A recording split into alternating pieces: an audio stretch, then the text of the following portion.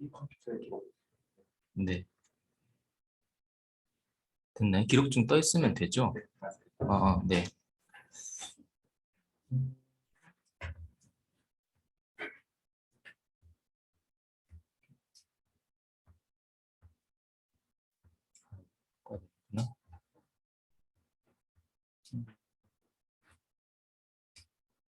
네. 그러면 시작하도록 하겠습니다. 네. 저희가 지난 시간까지 에티카 4부 초반 혹은 뭐 전반부 이렇게 먼저 지금 다루었었어요. 그래서 저희가 계속 뭐 한 시즌 하고 또 새로운 시즌 들어가기 전에 중간 단계에서 이 특강 같은 걸 하는 거고, 그래서 이번 특강은 4부의 전반부가 마무리되고 이제 그 다음 부분으로 가는 중간 단계, 그치? 그 정도 역할이 되겠습니다. 그래서 4부의 제목 자체가 감정의 애속에 대하여, 뭐 감정의 힘에 대하여 이런 뜻이니까 감정이라는 게 우리를 어떻게 예속시키는가, 여기가 지금 주안점이 있는 부분이에요. 그리고 저희가 전반부까지만 읽었었는데 뒷부분에 이제 들어가면서부터 이성을 통해서라든지 이제 감정의 애속에서 벗어나서 자유를 향해 가는 이 부분들이 아마 다음 주 부분부터 이제 쭉 펼쳐질 거예요. 그래서 이제 뭐랄까요? 자유와 이성을 통해서 나름대로 이제 삶을 확보해 나가는 초입이 들어서 있는 거니까 이제부터 에티카 중에서도 특히 윤리 부분이 시작한다 이렇게 보셔도 좋을 것 같아요. 그 전에 뭐 1부, 2부 해서는 뭐 신과 자연 전체, 뭐 세계론, 인간의 정신 이런 걸 좀 다뤄왔다면 본격적으로 이제 윤리가 들어가는 부분이다 이렇게 보시면 좋을 것 같아요. 그래서 이제 뒷부분 내용들을 보면 뭐 이성, 뭐 공통의 뭐 공통성, 뭐 신도 나오고 사랑도 나오고 하면서 윤리가 펼쳐지는데 내용이 이게 잘 들어오지가 않는 편이에요. 앞쪽에 그 신과 정신의 그 얘기들을 쭉 해온 거에 비해서는 그냥 뭐 평범하지 않나, 뭐 뻔하지 않나, 뭐 그런 내용들이 좀 있어요. 뭐 그런 거죠. 뭐 자유인이라고 하면 이제 거기 조금 더 이제 이상적으로 그리는 인간상인데, 자유인이나 현자라고 하면 주변의 이웃에게 미움을 줘서는 안 된다. 싫더라도 적당히 잘해주는 게 필요하다. 그 사람들이 욕하면 또 문제가 생기니까. 이런 것들이 이어지니까 자유인의 생활 양식으로서는 좋지만 이게 뭐 굳이 에티카까지 읽어서 이걸 알아야 하나? 겨우 이거밖에 안 돼 하는 게 좀 느껴질 수 있어요. 되게 평범하고, 그렇죠? 뻔한. 물론 또 그런 평범하고 뻔한 것 속에 더 큰 진리가 있긴 하지만 언뜻 읽기에는 그런 점들이 있는 거죠. 그래서 아마 그냥 보실 때는 무슨 내용인가 좀 하실 수 있을 것 같아요. 그래서 그 윤리에 들어가는 초입 처음 부분에 윤리 자체에 대해서 조금 다르게 생각해 보고 싶다는 걸로 이번 강의를 좀 준비를 했습니다. 그래서 우리가 생각하고 있는 윤리 혹은 좋은 삶에 대한 고정관념, 요거 자체를 조금 깰 수는 없을까? 그 부분을 조금 다뤄보고자 합니다. 그래서 뭐 이번 강의는 뭐 결론이 탁 있다 이렇기보다는 이렇게 시도를 해보자는 쪽이 좀 더 커요. 그래서 하나의 뭐 시도, 시험, 시험대 이렇게 보시면 좋을 것 같습니다. 네, 뭐 기본적인 내용들을 조금 해보죠. 뭐 중간중간 강의 안에 같이 볼 거고요. 같이 올려드린 참고 자료는 그 주디스 버틀러라는 학자, 뭐 그래도 통칭은 페미니즘 학자라고 할까요? 뭐 여러 부분 다 공부를 하고 있지만 이 강연을 한 부분입니다. 참고자료 나눠준 거는 페이지가 상당히 많아요. 10페이지까지 된 거라서 두껍고 아마 중간중간 내용도 조금 어려운 부분도 있으실 거예요. 그래도 어쨌든 뭐 참고자료니까 꼭 여기 바탕을 두진 않지만 오늘 할 중요한 얘기가 여기 있어서 나중에 같이 보도록 하겠습니다. 먼저 강연에서부터는 1페이지부터입니다. 뭐 특별히 강의안을 뭐 따라 읽지는 않을 테니까 중간중간 참조해 보시면 좋을 것 같아요. 우선은 윤리니까 가장 첫 번째 문제는 여기가 될 것 같아요. 우리는 왜 성인이 되지 못하는가? 이 문제가 처음이죠. 제가 스피노자 강의를 이렇게 처음 올릴 때 사람들을 조금 낚기 위해서 성인이 되지 못하는가 단어까지 넣었는데 사실 이제 그게 근본적인 질문이죠. 그렇게 공부를 하고 책을 읽고 이렇게 하는데 어째서 성인이 되지 못하는가? 어째서 깨달음을 얻지 못하고 윤리적 주체가 되기가 왜 이렇게 힘든가? 이 문제가 결국 중요할 것 같아요. 그 사람들의 왜 성인이 되지 못하는지 자체를 별로 궁금해하지 않는 것 같아요. 의무시하지 않고. 그래서 사실은 나름대로 책도 읽고 뭐 공부도 하고 세미나도 같이 열심히 한 사람들이 여기 자체가 궁금하지 않는 게 조금 신기하긴 했었어요. 왜 이 문제가 지금 와 있지 않지? 그렇죠? 특히 이런 것도 많죠. 성인이나 현자라고 하는 사람이 지금 우리 시대와 되게 동떨어진 저 멀리 어느 누군가고 그리고 그런 사람들이 하는 이 어려운 공부는 나는 도저히 할 수 없고 나 아닌 누군가가 저렇게 해야 하는 나는 감히 하지 못하는 그렇죠? 그래서 철학책을 한다든지 공부를 한다는 거를 되게 어려워하고 두려워하고 내 몫은 아니고 누군가가 선생이 따로 있겠지 누가 하시는 데 있겠지 그렇게 하는 게 조금 의아했어요. 물론 또 전혀 이해가 안 가는 건 아닙니다. 에티카 세미나 이런 거 하면 이제 특히 그런 분이 많이 생기거든요. 그렇죠? 아 도저히 못하겠다. 뭐 그냥 설명해 달라 이런 식으로. 근데 또 에티카는 원래 그렇죠. 에티카 첫 페이지 열었다 생각을 하면 또 그런 반응이 정상적인 반응이기도 해요. 자, 그래서 그런 것 쪽에 느껴지는 거는 이런 느낌인 거죠. 자기를 윤리적 주체로 만들고 싶지가 않은 느낌이 들고 운명이나 우연 속에서 자기 자신을 내버려 둔다든지 혹은 음, 전혀 윤리적 목적이 아닌 곳에다가 자기를 내몰고 간다든지 그죠? 그런 느낌이 많이 듭니다. 다시 또 원래 문제 들어가겠죠? 사람들은 그런 걸 궁금해하지 않아요. 왜 성인이 되지 못하는지. 왜 성인이 되지 못하는지라고 말하면 보통 이런 답이 먼저 나올 것 같아요. 아, 제가 노력이 부족해서. 아직 노력하지 않아서. 맞는 말이기도 하죠. 노력이 부족하고 의지가 부족하다는 거는 결국 우리의 문제긴 하니까요. 그래도 어쨌든 그걸로는 부족하다는 느낌이 들어요. 왜냐하면 어쨌든 스피노자 자체는 의지적인 노력이나 자유의지 같은 거를 부정하는 면이 있으니까 우리가 일단 스피노자의 관점으로 공부를 하겠다라고 하면은 일단은 자유의지나 노력이 부족하다라는 말은 조금 아쉽기는 해요. 하지만 그래도 이거는 자유의지를 부정하는 거는 스피노자의 그냥 결론일 뿐인 거죠. 그냥 그런 내용이 있는 거니까.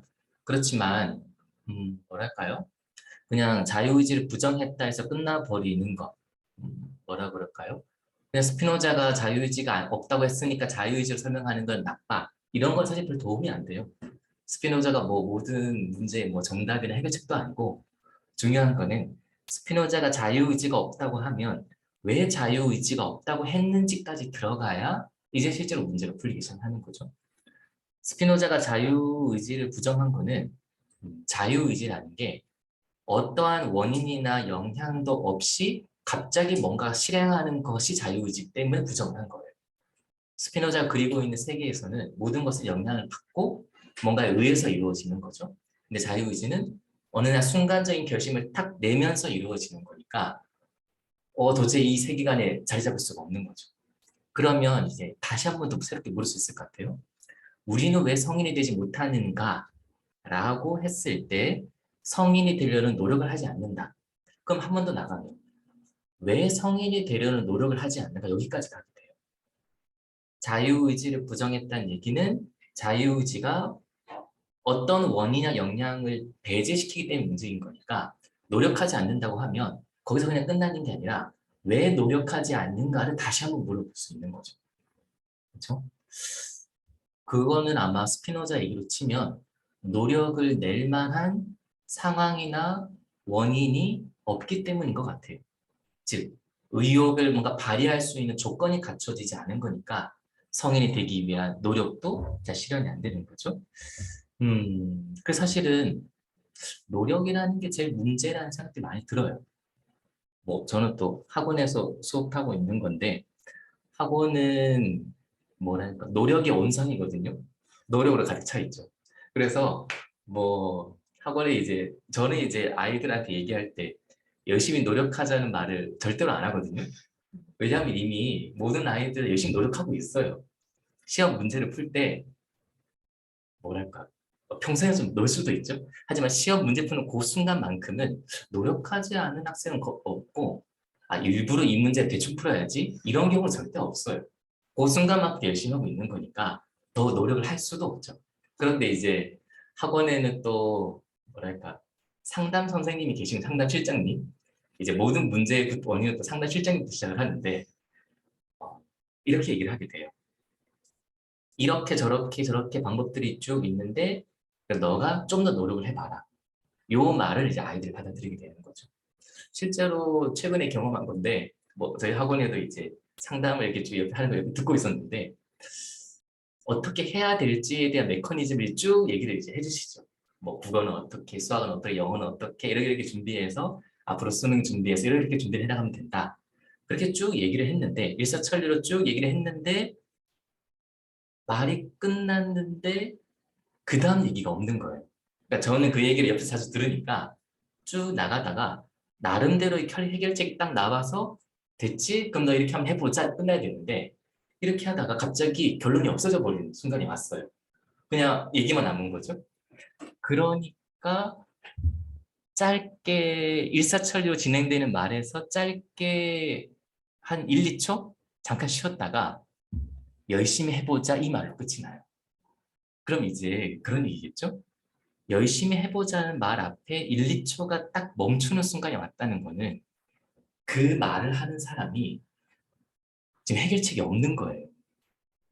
그러니까 나름대로 이렇게 하면 된다고 쭉 설명했었는데 와닿지도 않고 유효하지도 않은 거예요.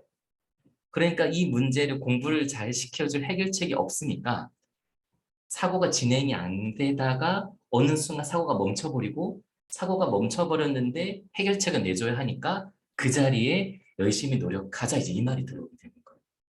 그래서 열심히 노력해야 된다 이 말의 뜻은 해결책이 없다는 뜻이에요.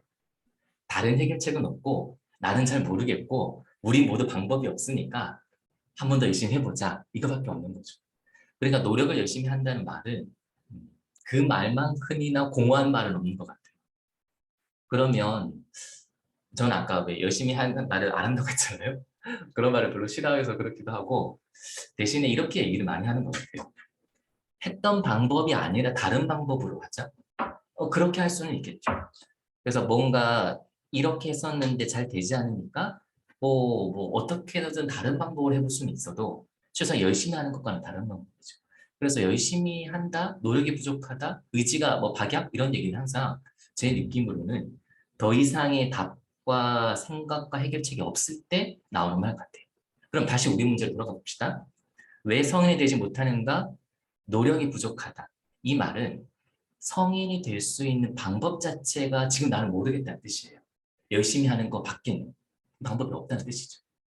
그러면 사실은 이제 돌파해야 되는 지점은 열심히 노력하는 게 아니라 새로운 생각을 할 수밖에 없어요. 그런 얘기로 이어지면 좋을 것 같아요. 노력한다는 거는 기존에 알고 있는 방식들을 반복한다는 것일 뿐인 거죠. 그런데 새로운 것이 필요하다는 거는 새로운 사유가 필요하다는 거예요. 기존과는 다른 방식으로 시도해볼 게 필요하다. 오늘 윤리에 대해서 새롭게 이야기를 하고 싶다고 말씀드렸는데 같은 얘기예요. 이제 더 이상 성인이 되거나 깨달음을 얻거나 윤리적 주체가 되기 위해서 똑같은 방식으로 노력하는 거는 그만하자.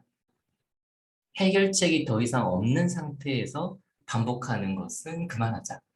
차라리 윤리 자체에 대해서 새롭게 생각을 해보면 새롭게 생각을 하는 만큼 뭔가 길이 열릴 가능성이 생기죠. 그렇게 해서 조금 돌파해 보고 싶다. 그런 게 윤리에 대한 새로운 사회가 필요하다. 그런 느낌이 조금 들기도 합니다. 네. 그래서 오늘 한 크게는 두세 개 정도 얘기를 할 건데 제 나름대로 요즘에 윤리, 어떻게 사는 게 좋은 삶인지에 대해서 다른 생각들을 좀 해보려고 해요. 거기에 대한 내용들을 좀 들어가 보도록 하겠습니다. 우선 강의 안으로는 두 번째 페이지예요. 1번. 생존과 윤리의 일치 이렇게 잡았습니다. 말의 뜻은 이렇습니다. 생존, 즉 우리가 산다는 것과 윤리, 올바르기를 할까요? 이것은 서로 일치되어 있는 거다. 그 밑에 제가 굳이 어찌로 고정관념도 하나 달아봤습니다. 고정관념은 이런 거죠. 아까 얘기로 치면 노력만 반복할 수밖에 없게 되는 우리의 고정된 사유의 틀. 그럼 고정된 관념 자체가 바뀌지 않는 이상 노력만 반복할 수밖에 없는 거죠. 그럼 이 고정관념이 이 문제는 어떻게 드러나냐 하면 이렇게 생각을 많이 하실 것 같아요. 윤리라는 거는 삶 이후의 문제다. 일단은 살고 나야 삶이 있어야 그 다음에 올바르게 사는 것도 나오지 이런 느낌. 그렇죠? 뒤에는 또 다른 말도 붙여넣었는데 올바르게 산다는 거는 훌륭하다. 맞는 말이죠. 그런데 이 말에서 이 느껴지는 감각들이 있어요. 올바르게 사는 거는 훌륭하지. 이런 느낌. 나는 아닌데 그 훌륭한 길을 내가 갈 수는 없는데 나와 멀리 있는데 저거는 훌륭하지. 그렇죠? 이런 느낌들. 그래서 생존과 윤리, 삶과 윤리를 분리시키는 게 우리의 생각 속에 있다. 그렇죠? 조금 더 내용을 보도록 하겠습니다. 그래서 윤리라고 생각을 하면 올바른 삶, 좋은 삶, 행복 이런 느낌이 많이 드시죠? 그럴 때 말을 하면 보통 올바른, 좋은, 행복 여기에 초점이 가는 것 같아요. 좋은 삶인데 삶 쪽에는 초점이 안 맞춰지고 좋은 여기만 포커스가 맞춰지는 것 같아요. 그렇죠? 왜 그럴까라고 생각을 해보면 아마 산다는 거는 너무 당연하니까 포커스나 관심이 갖지 않으시는 것 같아요. 그러니까 이제 좋은 쪽에 관심이 있는 거죠. 그런데 이제 주변을 돌아보거나 스스로를 돌이켜보면 산다는 게 그러면 당연한가? 우리는 삶 자체는 잘 영위하고 있나? 이런 문제가 들을 것 같아요. 제가 강의를 하면서 종종 정신질환 얘기들도 조금씩 하고 그랬었는데 정신질환을 겪고 있는 사람들한테는 삶은 결국 당연한 게 아니겠죠? 그렇죠? 공황장애라든지 불안장애 같은 게 있다 치면 하루하루 단 1시간? 1시간 뒤에 어떻게 정신 상태가 어떻게 되지? 여기조차도 안정되어 있지 않은 거니까 삶 자체가 무너지고 있는 거예요. 그러니까 이런 사람들에게 좋은 삶, 올바른 삶이 필요하다. 먹혀들 리가 없죠. 삶 자체가 지금 문제인데. 그렇죠? 그런 게 아마 큰 문제가 있는 것 같아요. 또 마찬가지로 술이나 도박에 의존하고 있다. 물론 그 술이나 도박이 알코올 의존증 같은 것도 되게 심한 경우도 있지만 일상적으로도 많죠. 일상적으로도 많습니다. 그런 경우도 아마 그럴 것 같아요. 술 마시는 게 실제로 좋을 수도 있겠지만 술 마시는 게 그렇게 좋지는 않은데 마실 수밖에 없다도 또 의존적 상황이죠. 왜냐하면 아마 그럴 것 같아요. 술을 끊을 수는 있는데 생각 속으로는 끊을 수는 있는데 끊게 됐을 때 밀려오는 공포감, 두려움, 그 사소한 쾌락 하나마도 마저 다 포기해야 하는 두려움 이런 것은 있어서 끊기 쉽지 않거든요. 그러면 과연 그런 사람들한테는 삶이라고 하는 거는 잘 유지되고 있는 건가? 그렇지 않을 것 같아요. 그렇죠? 그런 점에서 우리의 삶은 이미 무너지고 있다. 윤리 얘기를 하기 이전에. 또 다른 측면에 하나 얘기를 더 가지고 왔습니다. 요거는 요즘 젊은 세대에게 있는 반출생주의라는 생각들이에요. 반출생주의.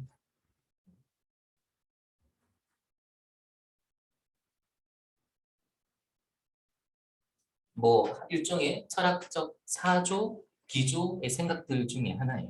반출생주의는 얘기에서부터 반출생주의인 것처럼 이 삶이라고 하는 것, 태어남 자체에 대해서 반하는 생각이에요. 그래서 삶의 의미와 가치는 거의 없고 그러니까 태어나거나 살아난다는 것은 고통이다. 이런 생각들인 거죠. 불교에서 많이 느껴지실 텐데 요게 제가 느끼기에는 요즘의 젊은 세대에 퍼져 있는 생각인 것 같아요. 강의 안에는 최근에 이제 요거에 관련된 학자도 적어놨습니다. 데이비드 베네타라는 사람인데 현대적인 입장에 이제 반출생주를 주장하고 있는 사람이고 책도 우리나라에 번역되어 있습니다. 태어나지 않는 것이 낫다. 딱 반출생주의 느끼는 거죠. 그렇죠? 뭐 어제 자세한 얘기는 이제 다음에 미루도록 하고 요 반출생주의가 지금의 젊은 세대 특히 10대 후반, 30대 초반 정도의 여성에게 가장 많이 있는 것 같아요.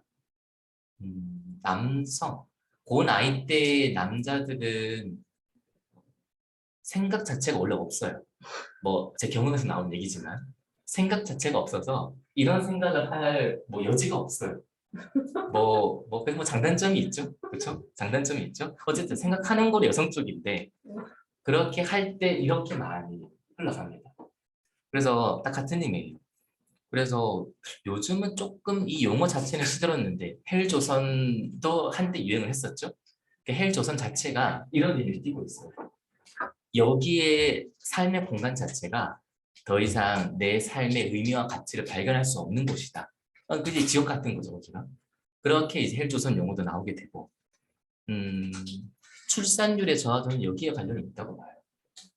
보통 이제 뭐 신문에 나오는 르포상의 분석은 뭐 집가, 뭐 취업 부족하다, 뭐 경제 이런 것 때문에 출산율 저하를 얘기하는데 제가 보기에는 그런 거는 뭐 부차적인 원인인 거고 가장 중요한 거는 삶의 가치와 의미예요. 여성으로서 내가 이 삶을 살아가는 의미와 가치가 없는데 내가 삶의 의미와 가치가 없는데 어떤 생명을 새로 낳아서 그 아이에게마저도 무의미한 삶을 전해준다? 이건 말이 안 되는 거죠. 그게 지금 여기가 문제예요. 그래서 뭐 출산을 하려고 하지 않은 그 나이대 여성들을 뭐 속자는 뭐 생명의 소중함을 모른다 막 이렇게 얘기하긴 하는데 제가 보기에는 또 완전 반대편이에요. 오히려 태어나지 않은 아이에 대한 걱정과 사랑이 있는 거예요. 그러니까 낳지 않으려는 거예요. 느낌이 오시죠? 그 고통을 전해주기가 싫은 거니까 오히려 그 애정 어린 마음 때문에 낳지 않으려고 하는 거예요.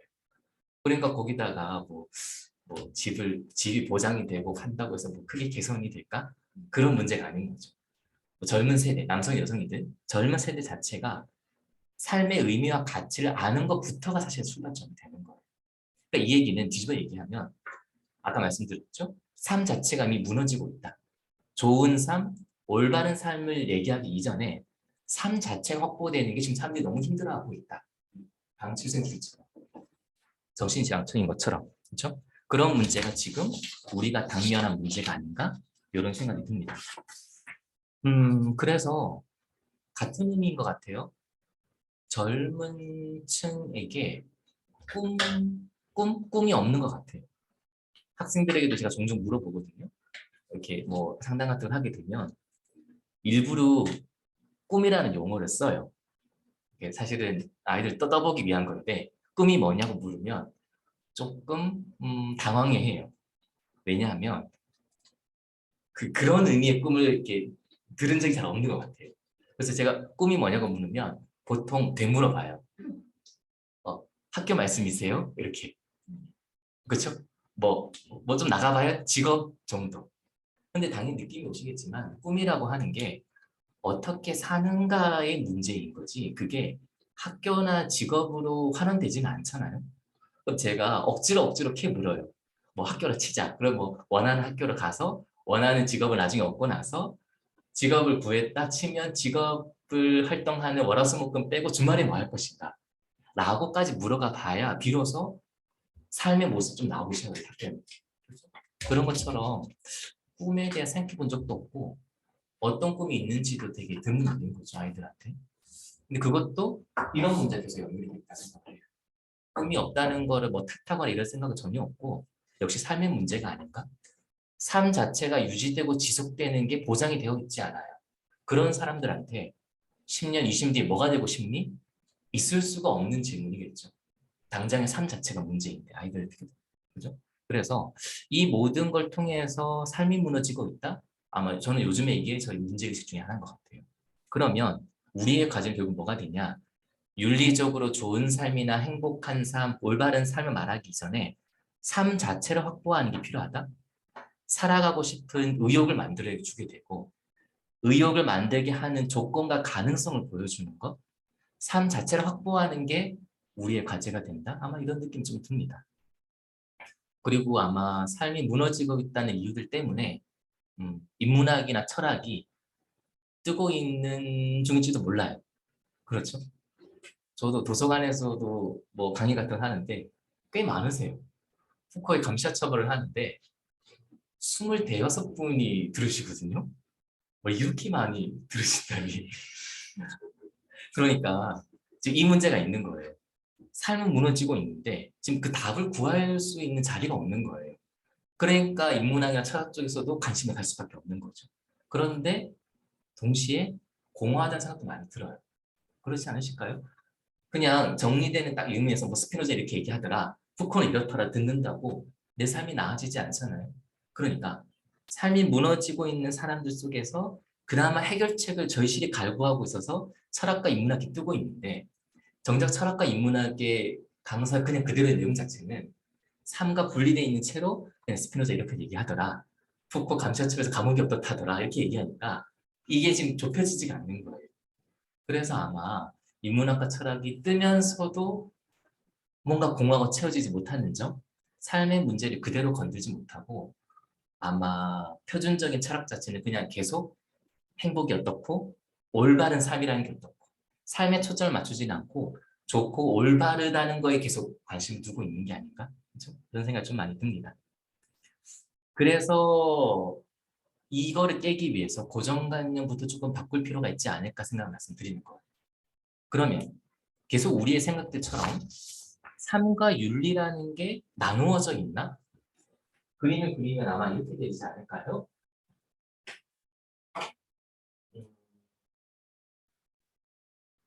뭐 올바른 삶 혹은 좋은 삶이라고 얘기를 하면 이렇게 모델을 그릴 것 같아요. 점프하는 삶이라고 하는 거는 살아가는데 그 중에 뭐 올바른 혹은 뭐 윤리적인 삶을 이제 간다. 이런 느낌인 거죠. 근데 계속 말씀을 드리는 것처럼 삶 자체가 이제 그렇게 되지 않는 거니까 여기가 이제 깨지고 있는 거니까 그 이상을 아예 뭐 바랄 수가 없는 거죠. 그렇죠? 그런 게 지금의 우리 삶이 아닌가 싶습니다. 그러면 삶과 윤리라는 게 이렇게 분리되어 있지 않고 삶 자체가 윤리가 되는 거 여기를 탐구해야 된다는 생각이 들어요. 그러니까 아마 역시 그림으로 이런 얘기지 않을까 싶어요. 뭐 생살이라고 하죠. 이걸 살아가게 되는 거고 삶을 살아가게 되면 그 삶을 이루게 되는 조건이나 가능성을 확보하게 되는 거고 이 조건이나 가능성을 확보가 되면 그게 다시 우리의 삶을 일으키게 되는 거고 그래서 살면서 자기 삶의 조건들을 이렇게 구축해 나가고 또 그 구축한 조건이 다시 나를 계속 살게 만들어주고 삶의 의욕을 불러일으켜주고 그러면 이렇게 해 나가는 과정 자체가 우리가 윤리라고 불러야 하는 것이 아닐까. 삶이 있는데 그 삶을 사는 거를 마치 다음 단계나 더 윗단계로 더 올바르게 만드는 이행, 전환, 도약 같은 게 아니라 삶을 계속 살게 만드는 이 순환 과정. 살아가면서 삶의 조건을 만들어주고 조건이 갖춰져 있으니까 조금 더 살아볼 마음이 나고 살아볼 마음이 드니까 조금 더 조건을 더 만들게 되고 그러면서 삶의 의욕이 조금 더 갖춰지게 되고 요 과정이야말로 우리가 논리라고 불러야 할 게 아닐까. 새로운 도약이나 또 다른 올바른 삶이라는 게 아니라. 그 얘기를 같이 해보려고 요 주디스 버틀러 얘기를 가져왔습니다. 강의 안에 있는 내용을 한번 같이 보도록 하죠. 3페이지에 있습니다. 제가 다른 글씨체로 조금 인용문을 가져왔는데 같이 한번 보도록 하죠. 네, 이렇게 시작합니다. 철학의 정의는 어떻게 사는가를 배우는 것, 그리고 보다 구체적으로는 선한, 좋은, 뭐 영어로는 굿이니까 다 같은 얘기겠죠? 선한 혹은 좋은 삶을 어떻게 사는가, 혹은 어떻게 지낼까를 배우는 것과 결부되어 있었습니다. 네. 간단한 소개를 좀 하고 해야겠네. 그래서 이 버틀러, 이 강의는 일본에서 했던 강의인데, 제목이 이제 디스 라이프랑 디스 티어리니까 2, 3, 2 이런 정도인데 자기의 자전적인 이야기와 자기의 학문적 여정을 엮어서 같이 얘기를 하는 거예요. 그러니까 지금 여기에 있는 대목도 앞뒤 내용이 이렇게 돼요. 자기 부모님으로부터 약간의 거리를 두기 위해서 부모님이 이제 지하실로 내려가게 돼요.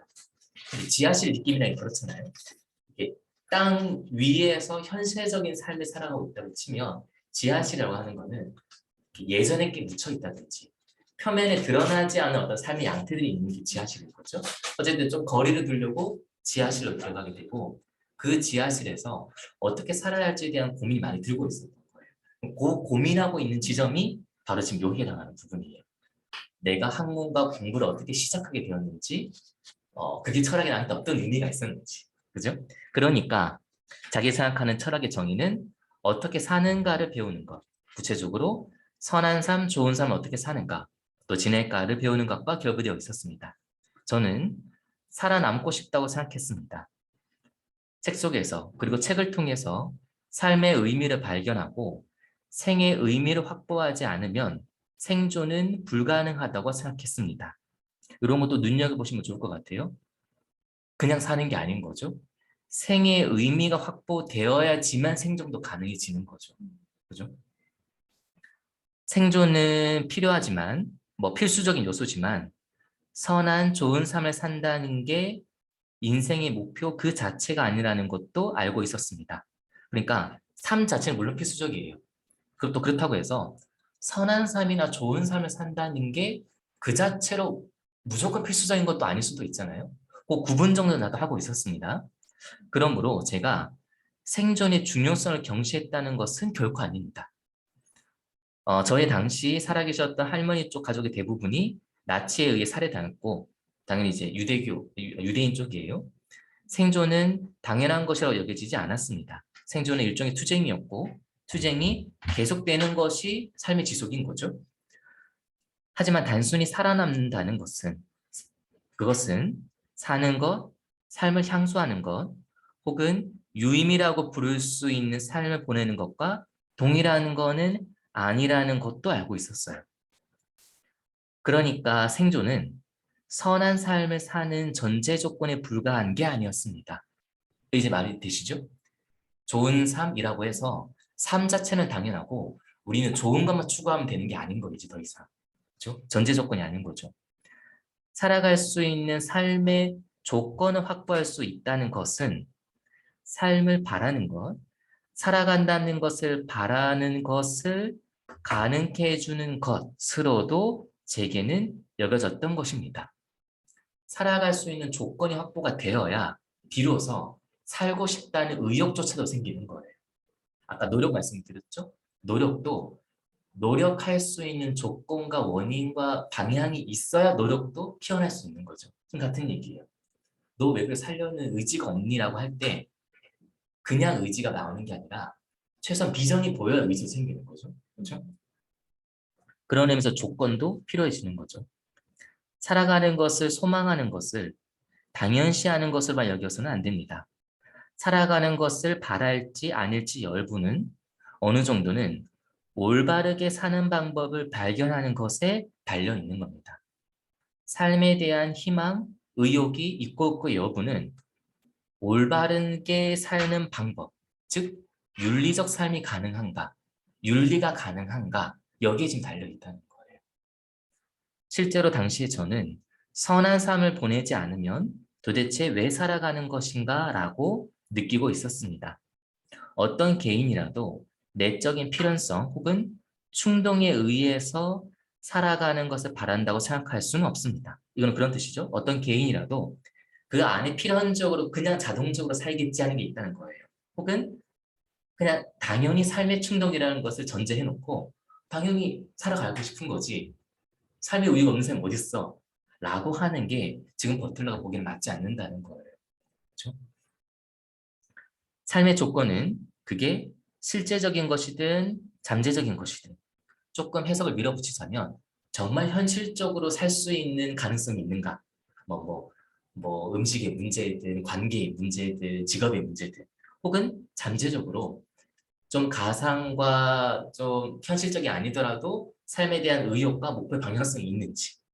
그러면 또 어떤 사람이 살고 싶다고 바랄지 않을지와 밀접하게 결부되어 있는 것입니다. 결국 만약 누군가 살고 싶다고 바란다면 그것은 이 세계에서 산다는 것이거나 바로 이 세계. 당연히 저 세계에 살 수는 없죠. 내가 살고 있는 이 세계 자체가 내가 삶을 펼칠 만한 공간인가 여기에 대한 인식이 보여야 한다는 거예요. 또 그 사람이 실현 가능하다고 생각하는 세계. 당장은 안 좋을 수 있죠. 안 좋을 수 있더라도 요렇게 바꿔나가고 우리 사회를 조금 개선시킨다면 그나마 내가 발붙일 곳 정도는 되겠다 하는 비전이 그려져야 한다. 그 속에서 산다는 말인 겁니다. 그러니까 지금 버틀러의 문제의식, 자기가 뭐 철학이 됐든 페미니즘 운동을 시작하게 된 초반의 문제의식을 자기 삶부터 나는 거예요. 어쨌든 삶 자체는 스스로한테 당연하게 여기지지 않았어요. 그런데 내가 어떻게 살아야 되지? 왜 살아야 되지? 삶의 의미를 발견할 수 있는 거는 삶의 조건이 갖춰지고 있는 거고 내가 바랄 수 있는 세계 자체가 이 세계에서 한번 이루어 볼 수 있겠다 하는 비전이 보여야 비로소 삶의 의미도 생기는 거죠. 그러면 우리가 했던 얘기를 돌아갈 수 있겠죠? 사람들이 삶이 무너지고 있다고 했어요. 그러면 무너지고 있는 그 속에서 어떻게 삶을 획득시켜주고 살고자 하는 마음이라도 안겨줄 수 있을까? 그 얘기는 이 삶이 가능한 조건 자체를 구축해 주는 거고 비전이 보여야 하는 거예요. 그렇죠? 해볼만 하겠다. 살아볼 만한 가치가 있겠다. 근데 그 가치를 만들어주는 건 바로 윤리라는 점이에요. 그렇죠?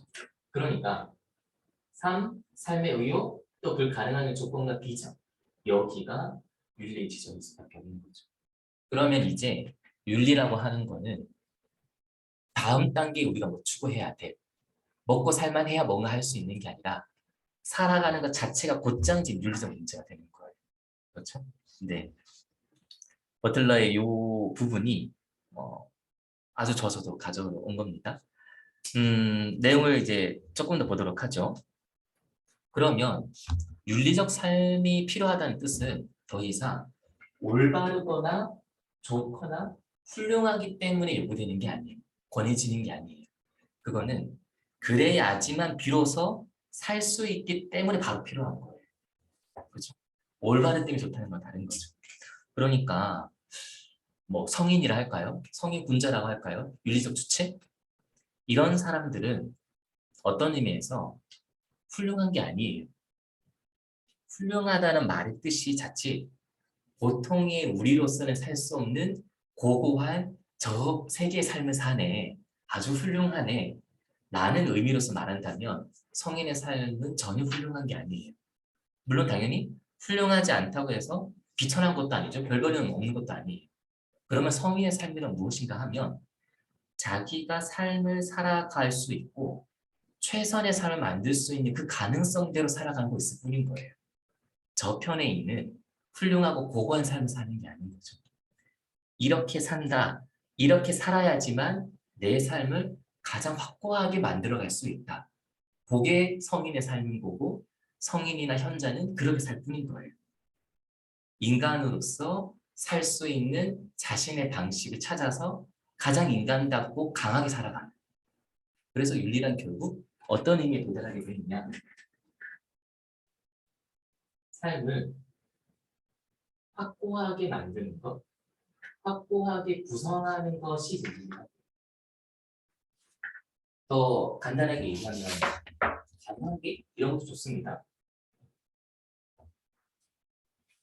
외부 조건에 흔들리지 않게끔 스피노자 영어로 치면 슬픔과 분노 이런 감정들이 적절할 것 같아요. 슬픔에 흔들리지 않게끔 만들도록 하는 게 윤리인 거죠. 강하게. 아니면은 크게도 좋아요. 크게. 왜냐면 커야 강하잖아요. 이렇게 만드는 게 윤리가 아닐까. 크다는 뜻은 이런 뜻이 돼요. 공동체가 되겠죠? 다른 사람과 그러니까 혼자서는 약할 수밖에 없죠. 혼자서 살아간다는 뜻은 이런 거겠죠. 스피노자 얘기를 치면 우리 주변에 있는 영향으로부터 우리는 자유로울 수는 없어요. 항상 그 영향을 받고 살아갑니다. 그런데 주변에 있었던 일들이 우리한테 늘 좋은 영향을 주는 건 아니죠. 나쁜 영향을 주는 거죠. 나쁜 영향을 줬을 때 우리 존재 자체는 우리의 활동성 자체는 위축되게 돼요. 이 활동성 자체가 위축된다, 축소된다는 게 감정적으로는 슬픔으로 드러나게 돼요. 그러면 우리가 혼자 존재한다, 고립되어 살아간다는 뜻은 우리 외부에 있는 수많은 영향들이 쉽게 노출되고 약할 수밖에 없는 거예요. 혼자 있으니까. 그런데 아주 단순한 도식으로 말하자면 두 명이 합쳐지게 돼요.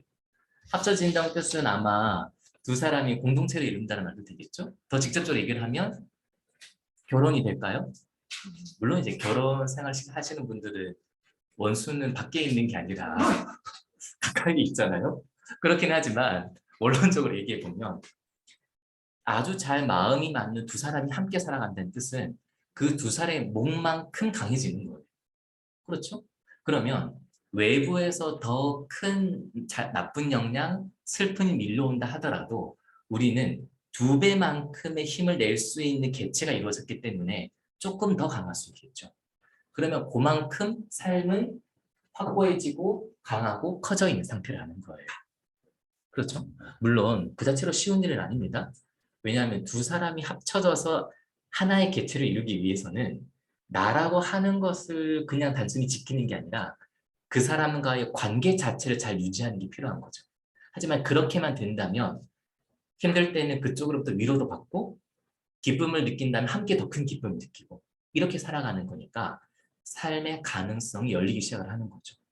그렇죠? 그러면 이 두 사람 얘기를 좀 더 확장시켜 볼까요? 더 확장을 시킨다면 세 사람, 네 사람, 다섯 사람, 열 사람, 백 사람으로 넓혀가게 되면 그만큼 우리는 조금 더 강하고 확고하게 살아갈 수 있는 거죠. 한 열 사람 정도의 마음 맞는 사람이 있다? 그러면 몰라요. 웬만큼 슬픈 일이나 억울한 일에서도 쉽게 서로를 이해한다든지 단단해지지 않을까요? 지금 무슨 말씀을 드리려고 하는 거냐 하면 삶을 확고하게 구성한다, 크게 구성한다는 거는 인간의 보편성으로 들어간다는 얘기예요. 나의 개인적인 삶 자체를 지키자는 얘기가 아니라 아까 두 사람 말씀드렸죠? 그럼 두 사람이 함께 할 수 있는 두 사람만의 공통점으로 살아간다는 뜻이에요. 그만큼 강해진다는 거죠. 그럼 이게 점점 넓혀진다. 그러면 인간으로서는 인간이 갖고 있는 인간의 보편성의 층위에서 살아가게 된다? 그러면 모든 인간이 나와 함께 한다는 느낌까지 가게 되는 거예요. 그렇게 인간의 보편성이 확보가 되면 그만큼 삶은 확고해지는 거죠. 단단하게. 요게 많은 철학에서 윤리를 얘기할 때 인간으로서의 보편성을 얘기하려고 하는 지점들이에요. 그거를 스피노자 버전으로 해석을 하면 인간의 보편적 삶을 추구한다는 게 단순히 그게 어떤 이상이거나 훌륭하기 때문에 추구하는 게 아니라 우리가 인간이니까 인간의 본성, 인간다운 삶을 추구하면 추구할수록 다른 사람들과 함께 살아갈 수 있다는 거예요. 그래서 함께 살아갈 수 있다는 점이 윤리인 거고 우리의 삶을 더 강하고 튼튼하게 만들어준다는 거죠. 그럼 삶을 확보한다? 그거는 인간의 보편성을 살아간다는 게 됩니다. 그렇죠? 그래서 우리가 다음 주부터 바라보게 될 이제 스피노자 내용들도 이 얘기를 많이 할 거예요. 인간의 본성으로 살아간다. 그리고 스피노자로 치자면 인간의 본성으로 살아가는 방법이 바로 이성이 있게 돼요. 그렇죠? 그런 점이 조금 차이가 듭니다. 그렇게 보시면 좋을 것 같아요. 네. 그래서 뭐 제가 강의한 이것도 써놨네요.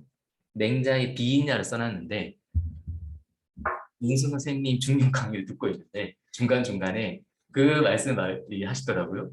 그 측은지심이거나 수호지심이 없는 사람은 맹자가 비인야라고 했다. 그러니까 인간이 아니라고 했다는 점인데 처음에는 그렇지 그런 마음조차 없으면 인간이 아니지 생각했었는데 이렇게 지금 생각을 하는 과정에서 드는 거는 되게 슬프고 안타깝다는 생각이 많이 들었어요. 처음에는 그냥 도덕적인 비난 이렇게 읽혔거든요. 아, 저런 놈 인간도 아니야 이런 느낌처럼. 근데 곱씹어 볼수록 그렇게 삶을 산다는 거는 너무 허약하고 부실한 삶 속에서 되게 안타까운 거예요.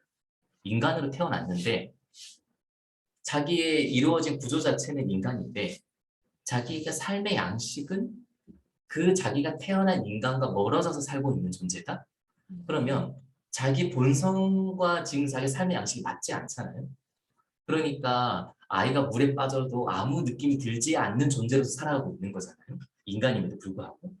그렇게 자기 본성과 유리되어서 살아간다는 것 자체가 슬프고 안타까운 거고 그런 만큼 그런 존재는 자기 주변의 모든 인간관계가 단절되지 않겠어요? 조금이라도 마음 맞는 사람과 함께 살아가는 삶을 구축해야 그나마 비전이 열리는 건데 그런 것조차 누릴 수 없는 존재라는 점에서 되게 슬프고 안타깝게 느껴졌어요. 그런 느낌으로써 인간이 인간으로 살아가지 못한다? 인간의 보편성 층위를 전혀 맞닿이지 못하다? 그런 느낌 좀 들었습니다. 그래서 결국 이제 이렇게까지 오면 윤리란 무엇인가? 계속 삶 얘기 들었고 삶을 확고하게 구성하는 말씀을 드렸어요. 그러니까 이제 윤리는 저 밖에 있는 어떤 이상적인 모델을 따르는 게 아닙니다. 말씀드렸죠? 올바르거나 훌륭하다는 게 삶 자체라고. 그러면 우리가 윤리적으로 살아야지 했을 때 우리도 모르게 우리 삶 저 바깥에 있는 윤리적 모델을 따른다는 걸 받아들이게 돼요. 마치 이런 구조처럼. 우리의 삶은 여기 있는데 저편에 이렇게 살아야 한다는 성인들의 모델이 있는 거죠. 그러면 자꾸 여기를 비교하게 돼요. 저기 비해서 난 부족하고 저기로 가야 하는데. 근데 사실은 여기에 모델을 따르는 것 자체가 뭐 좋은 의미긴 하지만 뒤편으로 얘기를 하면 자기가 현재 살고 있는 삶을 부정하는 얘기가 돼요. 나는 저러지 못하는데 저러지 못한다. 그런데 아마 어떠한 깨달음도 자기의 삶을 부정하고서는 이루어지진 않을 거예요. 변화한다고 해도 긍정하는 것 속에서 변화를 해야 되지 나는 아니지 못하고 있다는 게 더 커버리면 되지가 않는 거죠. 그러니까 이 모델과 현실의 괴리를 계속 가져갈 수 없게 되면은 이게 끊기게 되는 거고 이 모델 자체를 포기하게 되는 게 될 것 같아요. 그럼 그게 처음에 말씀드렸던 성인이 되지 못하는가에 대해서 궁금해하지 않을 것 같아요. 포기해버리는 거죠. 자포자기처럼. 그렇죠. 그래서 외부에서 주어지는 이상적인 목표에 비추어서 나 자신을 바꿔 나가거나 이행시키거나 점프하거나 이런 게 윤리가 아니라는 거예요. 그렇죠? 삶 자체의 구성이 있는 거니까 그 목표도 바깥에 있는 게 아니라 지금 우리에게 있는 거죠. 삶 자체를 잘 산다 이 자체가 전부인 거죠. 윤리적 목적이 됐을 때. 그렇죠? 그래서 아마 여러 방면에서 접하게 될 성인의 삶, 일종의 모델이라는 것도 이 측면에서 보셨으면 좋겠어요. 삶을 확고하게 살아가려고 하는 노력의 일환이구나. 그게 마치 박재활의 이상처럼 있는 게 아니라. 그렇죠? 그래서 이렇게 괴리가 일어나게 되는 거고 때로는 이러한 모델이 좋기는 한데 우리 삶을 엉두르는 경우도 많이 생겨요. 그래서 니체는 이러한 경우를 두고 특히 도덕이라고 이름을 부릅니다. 그래서 니체에게는 도덕과 윤리는 좀 다른 의미로 대립되는 경우가 많아요. 특히 도덕인 경우에는 지금 얘기처럼 어떤 도덕적 상, 도덕적 모델, 법칙과 같은 어떤 규범들이 삶을 억압하거나 억누르는 것을 주로 도덕이라고 불러요. 심지어 좋음에도 불구하고. 그렇죠? 그에 반해서 윤리는 좀 더 자기 쪽으로 들어오게 되는 거죠. 그래서 뭐 고정관념으로 돌아가서 말씀을 드리자면 윤리적 올바른 삶 이런 얘기를 할 때 저편에 있는 모델에 맞춘다 느낌으로는 좋지 않은 것 같아요. 그렇죠? 내 삶을 내 조건에서 가장 확실하게 만들고 싶다. 안정되고 확고하게 만들고 싶다. 그리고 그 구체적인 방편들이 윤리가 아닌가 싶습니다. 이 얘기를 조금만 더 발전시켜 보도록 하죠. 그럼 이렇게 될 수 있을 것 같아요. 윤리가 삶이라고 말씀을 드렸어요. 그러면 우리는 어쨌든 살고 있잖아요. 뭐 잘 되든 안 되든 살고 있잖아요. 그러면 우리가 살고 있으니까 사실은 그만큼 이미 윤리적 주체라는 뜻이에요. 그렇죠. 그러니까 물론 뭐 다 잘 산다는 뜻은 아니겠죠. 뭐 실수할 때도 있고 하지만 결국 이쪽의 모델은 저 편에 있는 거로 가는 순간 우리를 부정하게 돼요. 근데 제 얘기는 이 모델 자체를 깨고 싶은 거예요. 저쪽이 윤리가 있다. 삶 자체가 이렇게 되고 있다는 게 이게 윤리라면 뒤집어 얘기하면 우리가 이렇게 살아가고 있는 것 자체가 우리는 이미 어느 정도 윤리적인 거예요. 그렇죠? 삶을 살아가고 계시잖아요. 그럼 역시 같은 얘기예요. 이미 우리는 어느 정도 윤리성이 있는 거니까 이 윤리성을 조금 더 확고하게 만들 뿐이지 저편에서 새로운 존재가 되어야 하는 게 아니에요. 스피노자 용법을 쓰면 이렇게 되죠. 스피노자는 모든 존재가 완전하다고 얘기를 했어요. 불완전한 존재는 없습니다. 그 자체의 어떤 결여, 오류, 에러 자체를 원래 품고 있는 존재는 없어요. 모든 존재는 완전해요. 다만 더 완전하고 덜 완전한 존재를 그려요. 굳이 그림을 그리자면 이런 느낌인 것 같아요. 불완전하다는 뜻은 이만큼 구멍이 비어 있는 거예요. 뭐 썩어서 이렇게 파들어가 있는. 근데 스피노자는 이런 걸 부정하고 모든 존재는 완전하다고 얘기를 해요. 다만 그 크기에 있어서 더 완전, 덜 완전이 있을지언정. 그러면 아까 말씀드린 얘기가 같지 않을까 싶어요. 우리 모두는 이미 윤리적 존재예요. 삶을 영위하고 있는 이상. 그러면 더 윤리적인, 덜 윤리적이 있을 수 있어도 이미 윤리적이라고 할 수 있을 것 같아요. 계속 결국 윤리를 바깥에서 다른 데서 어디서 찾아야 한다고 생각하는지 깨고 싶은 건가 봐죠. 그렇죠? 그러니까 삶이 얼만큼 확보되어 있나? 얼만큼 안정하게 추구할 수 있나? 감정을 얘기 들어볼까요? 삶에서 어느 만큼 기쁨을 확실하게 구축하고 있는가? 여기에 크기의 차이나 뭐 약간 강약의 차이는 있을지언정 이미 윤리적인 거죠. 그렇죠? 네, 그 정도가 아마 기본적인 내용이 되지 않을까 싶어요. 그럼 어떻게 확고하게 만들어 사는가? 스피노자의 결론은 명확합니다. 기쁨을 쫓아서 산다는 거예요. 더 확고하고 확실한 기쁨. 물론 이럴 때 기쁨을 오해해서는 안 되는 게 기쁨이라고 해서 그 예능 프로 볼 때처럼 깔깔깔 웃는 기쁨이 아니에요. 그거를 추구하는 거는 조울증이겠죠? 과도한 기쁨이 그런 게 아니라 이때 기쁨 차라리 이런 거예요. 부정적인 감정이나 슬픔이 왔을 때 무너지지 않는다는 의미에서의 기쁨. 혹은 안정감 이런 것도 좋습니다. 그렇죠? 요동치는 불안함이 아니라 안정감 자체를 누리고 있는 편안함 같은 것들. 주변 사람들의 관계 속에서 일정한 안정감을 확고하게 유지하고 있다. 이것을 계속 추구해 나가는 거예요. 그런 점에서 더 윤리, 덜 윤리 있을 수 있어도 윤리적이지 않은 존재는 없다. 살아가고 있는 이상. 그렇죠? 요게 삶과 윤리의 일치라는 면에서 하나의 고정관을 좀 깨트릴 필요가 있지 않나. 다음 주부터 보게 될 스피노자 얘기가 계속해서 그냥 삶 자체를 얘기하는 것밖에 없기도 해요. 그런 점이 좀 연결되지 않을까 싶습니다. 네, 뭐 여기까지가 첫 번째 한번 얘기를 해보려는 내용이었어요. 그렇죠? 한번 곱씹어 보면 좋을 것 같고 저도 좀 더 생각해 보도록 하죠. 네, 시간이 꽤 됐으니까 한 10분 정도 쉬었다가 또 해보도록 하죠. 지금이 55분이니까 8시 5분 정도에 다시 한번 시작하겠습니다. 네.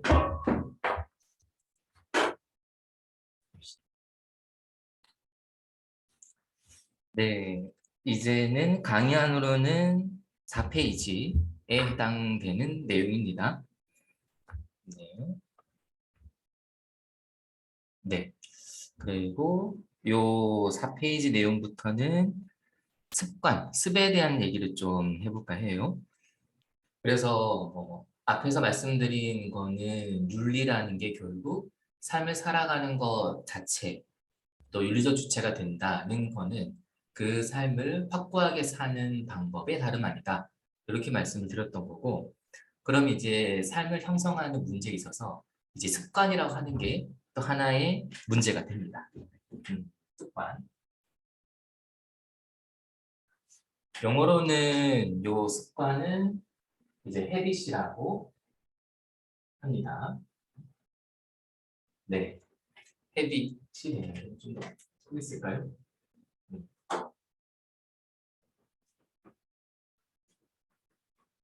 이렇게 habit이 되고, 그런데 이제 이 habit이라는 영어는 조금 더 의미가 다양하게 퍼져나가요. 네, 그래서 habit은 우리가 알기로는 이제 습관이라는 단어인데 조금 의미가 확장되는 의미도 포함하고 있는데 이런 것들이 있습니다. in habit이라고 하면 이 뜻은 거주하다가 돼요. 그렇죠? habit이라는 단어 앞에다가 in이라고 하는 거를 붙여서 이제 거주하다 이런 뜻도 되는 거고 또 이렇게도 되죠? 헤비타트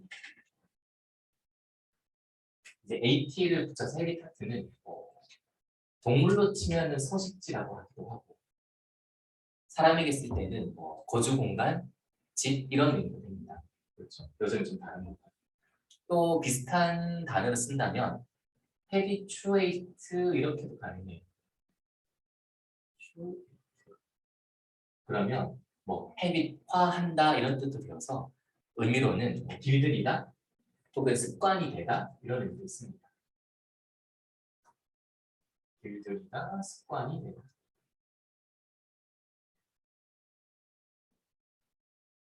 그렇죠. 뒤에 AT만 붙여서.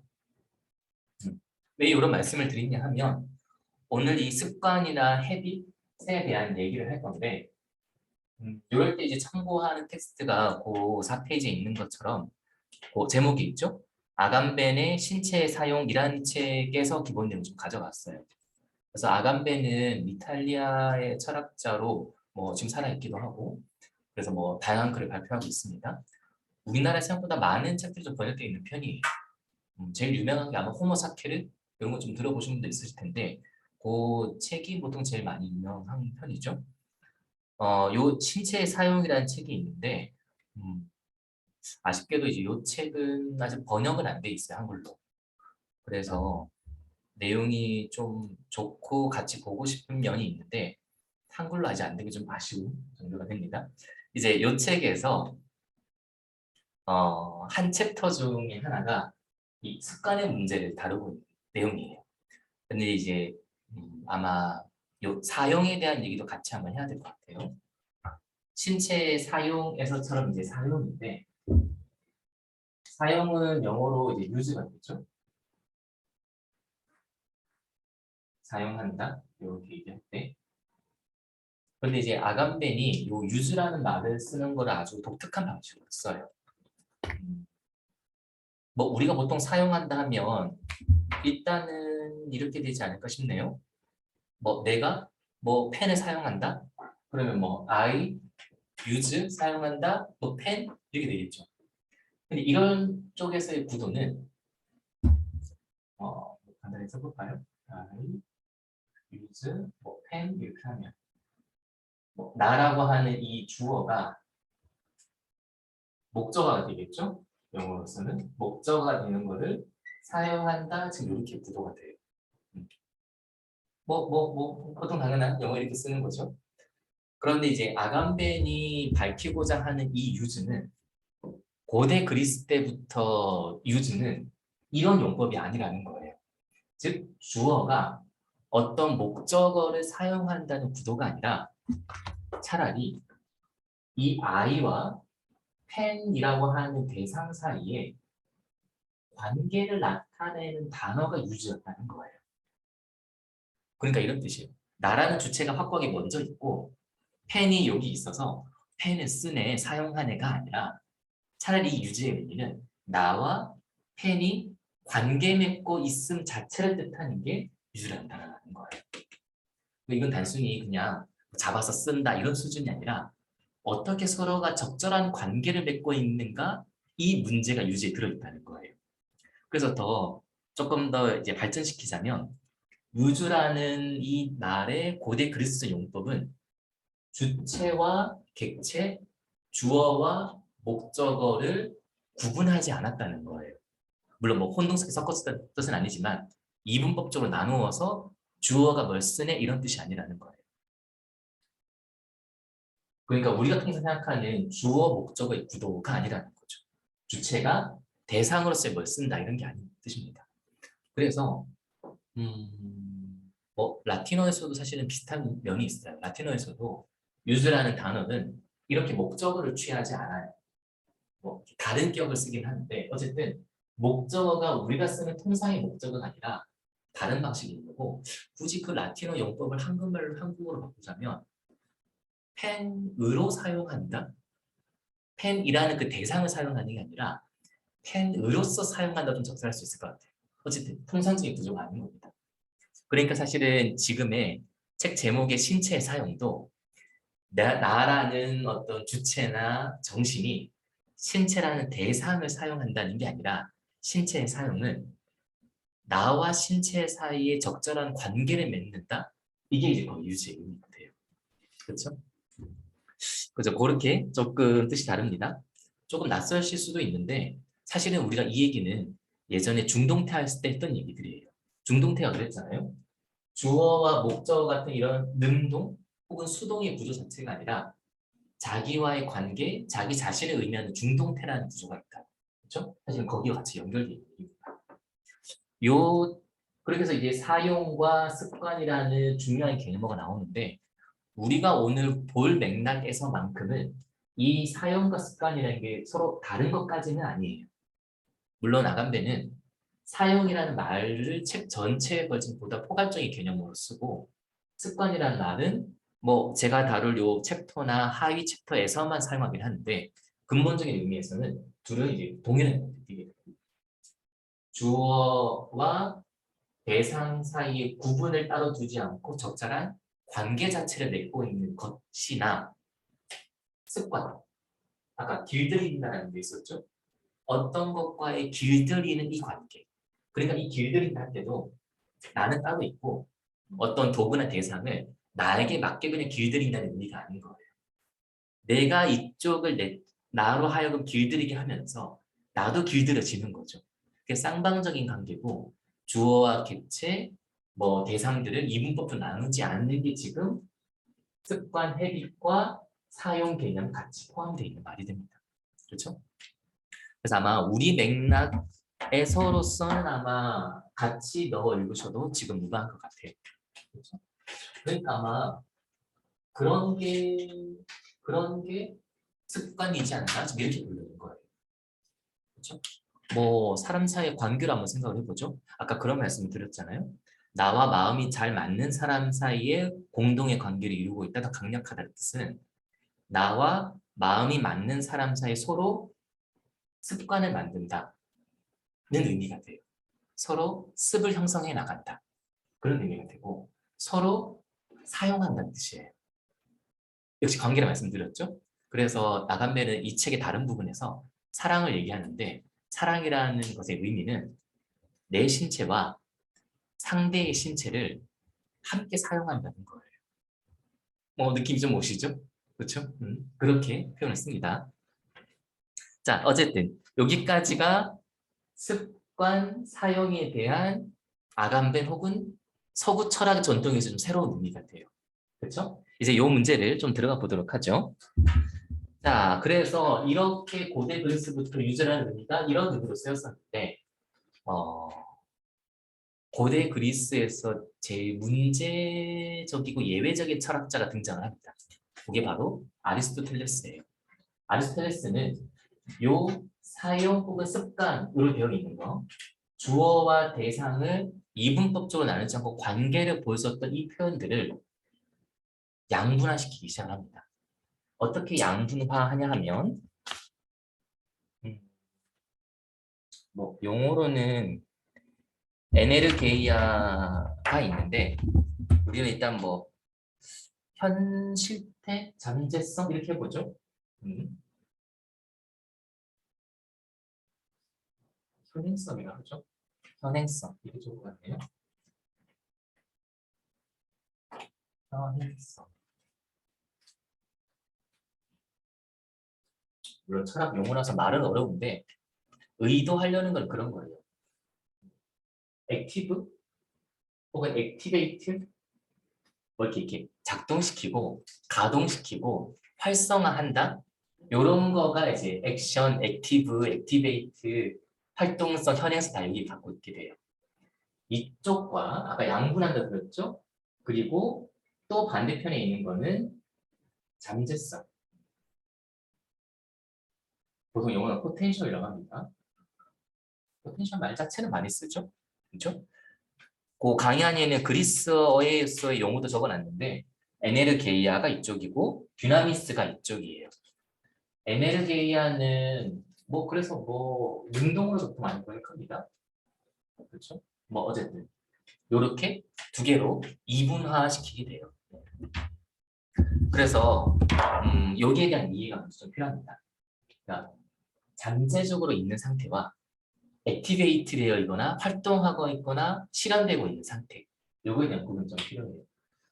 물론 서양 철학에서는 어려운 개념이고 사람들마다 또 쓰는 방식이 달라서 복잡한 개념인데 우리에게는 또 생각보다 멀리 있지는 않아요.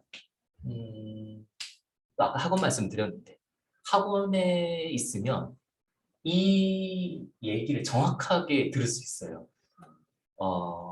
학부모님 오셔서 보통 이렇게 말씀을 합니다. 우리 애는 원래 공부는 잘하는데 요즘 공부를 안 해요. 애가 잠재성은 있는데 노력을 안 해요. 성적이 안 나와 공부를 안 해요. 그래서 선생님께서 조금만 도와주시면 우리 애가 잘할 수 있을 것 같아요. 부탁드립니다. 요 말. 뭐 쉽게 들리시는 말이시죠?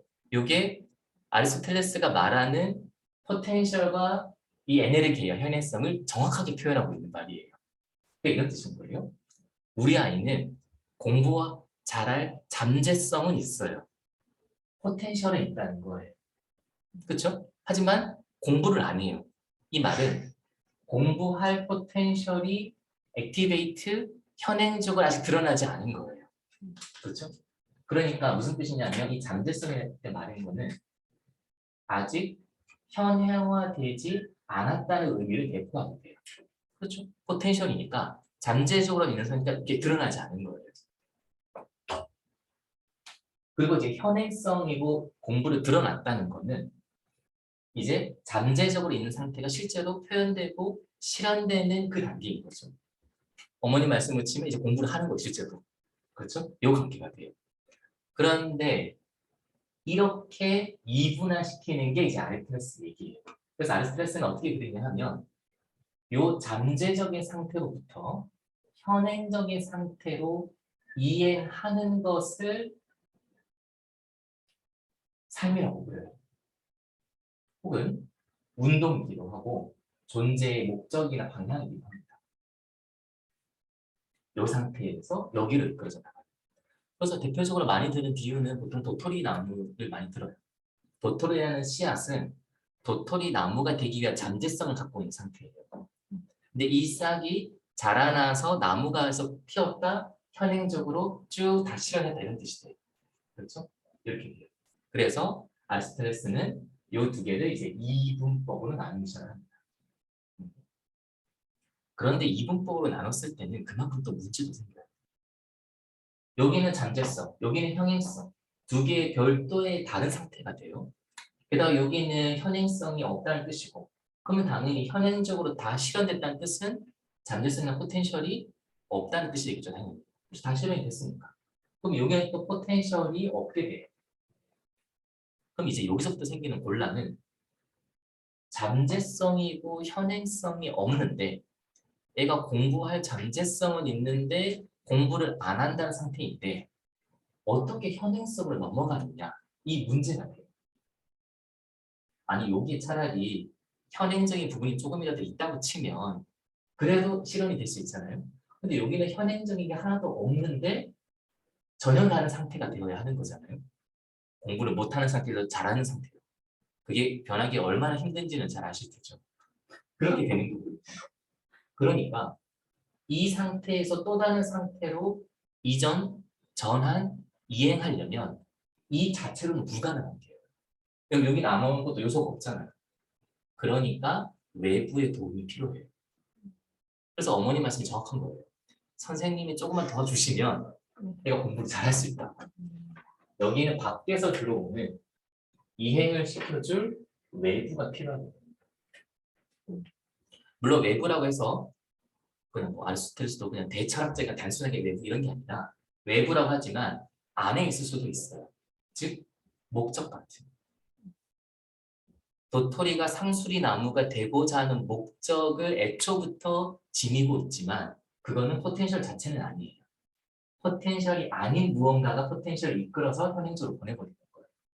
그러니까 외부의 또 다른 요소, 비록 도토리 안에 있을지라도 포텐셜은 아닌 별도의 요소가 개입해서 이끌어줘야 여기를 변하는 거예요. 그 자체로는 안 되는 거죠. 그래서 항상 요 구도에서 이행, 전환, 다른 존재가 된다는 거는 외부에서 도움을 주거나 변화시켜주는 요소를 반드시 필요로 하게 돼요. 선생님 같은. 그러니까 학원을 보내죠. 스스로 잘할 것 같으면 뭐 학원을 안 보내겠죠. 그렇죠? 이 문제가 됩니다. 요게 아리스토텔레스가 이렇게 그림을 그렸었던 구도예요. 그래서 아리스토텔레스한테는 이렇게 이전되어 가는 게 삶이자 모든 존재의 운동과 변화이기 때문에 아리스토텔레스가 왜 그토록 의지를 강조했는지도 알 수 있어요. 포텐셜인 상태를 액티베이터로 바꿀 수 있는 외부 요소 중에 하나가 이제 의지가 되는 거죠. 의지로서 노력을 해야 실현이 되더라. 그렇죠? 이 구도가 아리스토텔레스의 구도이자 아까 말씀드린 것처럼 우리 모두가 갖고 있는 도식이에요. 이 상태에서 저 상태로 가야 한다. 하지만 아까 말씀드린 근본적인 문제는 계속 여기에 의존해야 된다는 거고 한쪽에서 다른 상태로 이행한다는 게 역시 문제가 돼요. 그렇죠? 저절로 안 되는 거죠. 아간벤은 이제 여기서 새롭게 해석을 하려고 합니다. 아간벤의 새로운 해석은 이 습관과 유즈, 사용에 해당하는 것들을 새로운 방식으로 전환시키려고 하는 거예요. 아리스토텔레스는 어쨌든 이 두 가지를 이분화시켜보면서 여기가 완전히 실현된 쪽이기 때문에 이쪽에다가 습관이 되었든 뭐 유즈에서 사용이 되었든 다 여기에 넣어버려요. 그래서 습관으로 해봐야 어쨌든 실현되지 않은 무엇인 거고 그 습관이 실제로 드러나야 한다는 걸 따로 얘기를 하게 돼요. 그렇죠? 자, 그러면 이제 뭐 아간벤 얘기를 조금 더 넣어가 보도록 하겠습니다. 아간벤 식을 이제 어떻게 그림을 바꾸냐 하면 아리스토텔레스가 습관이나 포텐셜로서 현행화되지 않았다고 그리는 것을 바꿔서 습관 자체가 이미 액티브하고 있다? 행하고 있다고 지금 보려는 거예요. 그렇죠? 그러니까 이렇게 얘기하면 좋을 것 같아요. 아까 학원 말씀드렸으니까 저는 당연히 뭐 부모님이 학부모님이 그렇게 말하는 거를 별로 뭐 귀담아 듣지는 않거든요. 잠재성이 있다는 걸 별로 뭐 믿지가 않아요. 공부를 해야 나오지. 그렇죠? 그러니까 그런 쪽에서의 가상적인 잠재성은 없는 거예요. 근데 이게 또 아이들 입장에서는 또 문제가 돼요. 말씀을 드렸는지 모르겠네요. 가르쳤던 학생 중에 한 명은 이 아리스토텔레스 구도의 문제점을 너무 여실히 보여주는 학생이 있었는데 뭐 이렇게 글을 써오고 이제 첨삭을 해야 되는데 수업하는 거에 비해서는 글을 잘 못 쓰는 거예요. 그래서 왜 이렇게 글을 잘 못 쓰냐라고 물어보니까 최선을 다했다는 거예요. 거기서 이때부터 놀랐어요. 보통 선생님 앞에 와서 저 최선을 다했어요 라는 말하기 쉽지 않거든요. 그런데 일단 제가 최선을 다했어요 라고 하는 것부터가 좀 신기했고 그러면 또 물었죠. 왜 최선을 다 안 했냐고 물어보니까 최선을 다해서 그랬었는데 만약에 그 글이 틀렸거나 잘못되었다고 하면 너무 크게 실망할 거라는 얘기예요. 그 말은 정확하게 이 구도예요. 내가 최선을 다해서 의지를 내서 나의 포텐셜을 모두 실현시켰다 라고 하면 그 액티베이트 된 상태는 더 이상 포텐셜이 없는 거죠. 그런데 모두 실현했는데 이게 아닌 거를 판명이 났어요. 나는 최선을 다했는데. 그러면 자기에는 더 이상 성장할 수 있는 포텐셜이 없는 거예요. 그러니까 그 아이는 내 포텐셜을 모두 실현하지 않는 게 나의 자존심과 자존감을 지킨다고 생각하는 거예요. 당연히 그럴 수 이해가 되시죠? 그럴 수 있겠죠? 그러니까 일부러 약간 대충 쓰고 일부러 조금 시간에 촉박하게 써서 내야 틀리더라도 안심이 되는 거예요. 내 포텐셜이 아직 남아있으니까. 당연히 그렇게 해서는 성장이 안 되겠죠. 계속 여지를 남기려고 하는 거니까. 그렇죠? 그래서 뭐 틀려도 괜찮고 포텐셜은 그런 게 아니다. 뭐 이렇게 말을 하긴 했는데 그치? 그 구도에 문제가 생기는 거예요. 그래서 아감벤이 지금 포텐셜이라고 하고 액티베이트라고 하는 걸 지금 뒤집어서 새롭게 생각하려는 거예요. 그런 문제점 때문에. 그렇죠? 그 면에서 습관 한번 보도록 하겠습니다. 5페이지가 있습니다. 5페이지 위에 있는 인용문 한번 보도록 하죠. 네. 영어를 보고 제가 번역한 거라서 영어가 많고 사실 또 번역이 힘들어요. 자, 보겠습니다. 습관적 사용이라고 해서 habitual use라고 했는데 말 그냥 바꾸면 습관적 사용인데 아까 이런 얘기 들었죠? 습관과 사용이 주체와 객체를 구분하지 않는 데서 더 비슷하다고. 그러니까 이거는 습관으로서의 사용도 좋고 거의 동격으로 보셔도 돼요. 어쨌든 습관적 사용은 습관과 잠재성, 포텐셜은 항상 이미 사용 중임이다. 영어로 보면 being always already in use니까 always 항상 already 이미 항상 이미 in use니까 사용 중에 있다, 작동하고 있다는 거예요. 이게 무슨 의미냐 하면 습관이라고 하는 게 우리 안에 있어서 아직 실현되지 않은 어떤 상태가 아니라 습관이라고 하는 거는 언제나 우리에게 계속 작용하고 있다는 뜻이에요. 이 구도가 아닌 거죠. 그러니까 그런 얘기예요. 뭐랄까. 나는 운동이 습관이다. 이렇게 해보죠. 뭐 늘 운동하시는 분이 계시니까. 근데 그 늘 운동하고 있다는 말이 24시간 뭐 헬스를 하고 있는 그런 뜻은 아니잖아요. 주기적으로 운동을 하고 있어. 이런 뜻인 거죠. 그러면 우리는 그 말을 어떻게 이해하냐면 운동이라는 습관이 있으신 애를 포텐셜 쪽에 넣어요. 그러다가 실제 뭐 헬스클럽에서 운동을 해. 액티베이트 된 거네. 이렇게 구조를 이해를 해요. 그냥 그때 습관이라는 거는 겉으로 드러나진 않지만 속이 들어있구나. 아직 실현은 안 돼 들어있는 상태네. 실제 운동을 하면 이렇구나. 이렇게 되시는 거죠. 아마 또 다이어트가 습관인 분들이 계실 거예요. 그 다이어트 한 상태가 이어지는 게 아니라 다이어트의 시작이 습관이신 분들이 있으실 거예요. 그죠? 하지만 그게 액티베이트는 또 다른 문제죠.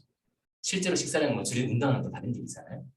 그런데 지금 얘기는 습관이라는 게 전면에 들어서 액티브하지 않는 게 아니라 습이라는 거는 이미 우리 몸에 늘 작동하고 있는 거라는 거예요. 근데 그 얘기는 운동이 습관이라는 사람은 아마 이렇게 보시면 좋을 것 같아요. 실제로 운동하지 않고 있더라도 운동인인 거예요. 언제나. 느낌 오시나요? 조금 더 내용을 보도록 하죠. 자, 항상 이미 사용 중에 보시면 돼요. 즉, 잠재성은 현행성으로부터 결코 분리되지 않으며 잠재성, 현행성 분리되지 않는 거죠. 작동에 다시 들어갈 필요가 없어요.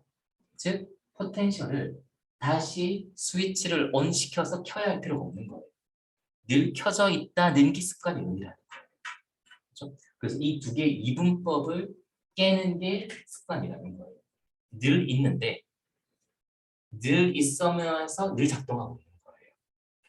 왜냐하면 항상 이미 사용 상태, in use이기 때문에 in use도 잘 보셔야 되는 게 역시 in이라는 동사가 접속사가 중요합니다.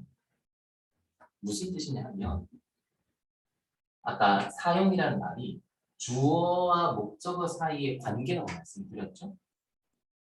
use라는 게. 그러면 이런 뜻이에요. 관계라고 이해하면 또 오해의 소지가 있는 게 얘랑 얘 사이의 관계구나 이렇게 생각하실 수가 있어요. 그럼 그럴 때 또다시 주어와 목적어가 따로 있고 얘네들 사이의 관계다 이렇게 말을 해요. 그런데 아감빈이 하고자 하는 얘기는 차라리 use가 먼저 있고 그 결과로 I와 펜이 있다는 뜻이에요. 즉 use라는 바탕 속에 나와 펜이 있는 거예요. 그렇게 해야 in use라는 의미가 돼요. 어려우시죠? 내가 사용하는 게 아니라 사용 속에 나와 펜이 있는 거예요. 그래서 내가 펜을 쓸 수 있는 거죠. 결합이 있는 거니까. 습관과 같은 얘기예요, 지금. 습관이라고 하는 것 속에 내가 있는 거예요. 그렇죠? 좀더 보겠습니다. 아래쪽에 포텐셜의 유즈는 즉 이 잠재성을 사용한다는 거는 헤빗, 습관이 속한 이에게 속한다. 말이 어렵죠? 무슨 뜻이냐면 누군가가 헤빗을 가지고 있어요. 누군가 헤빗을 가지고 있다는 뜻은 나라고 하는 주체가 먼저 있고 그 안에 습관이 있다는 거예요. 그리고 그 습관이 포텐셜을 사용토록 한다는 거예요. 그러한 스콜라의 신조에 맞서서 즉 이때의 스콜라는 아리스토텔레스와 같은 입장 쪽이에요. 굳이 편을 가르자면. 내가 습관을 가지고 습관이 포텐셜을 사용한다. 근데 지금 말씀드린 거는 나와 습관과 사용 안에 내가 있는 거예요. 상관관계가 다르죠? 어쨌든 맞서서 유즈가 어떤 주체에도 속하지 않음을 확언할 필요가 있다. 주체에 속하지 않아요. 내가 사용하는 게 아니에요. 사용이라는 관계 속에 내가 들어가 있는 거죠. 계속. 유즈는 being과 having 둘 모두를 넘어 자리하고 있다. 즉, 유즈가 아리스토텔레스의 존재론을 정의하는 being과 having의 애매한 함의를 깨버린다. 우리가 피아노를 연주하는 헤빗, 습관을 귀속시키는 글렌 굴드. 글렌 굴드 유명한 피아니스트죠. 그러니까 이 피아니스트에게는 피아노를 연주하는 습이 있다는 거예요. 그렇죠? 근데 그 의미를 좀 보겠습니다. 단지 연주하는 한에서 자신을 사용할 뿐이며 피아노를 사용하는 게 아니에요.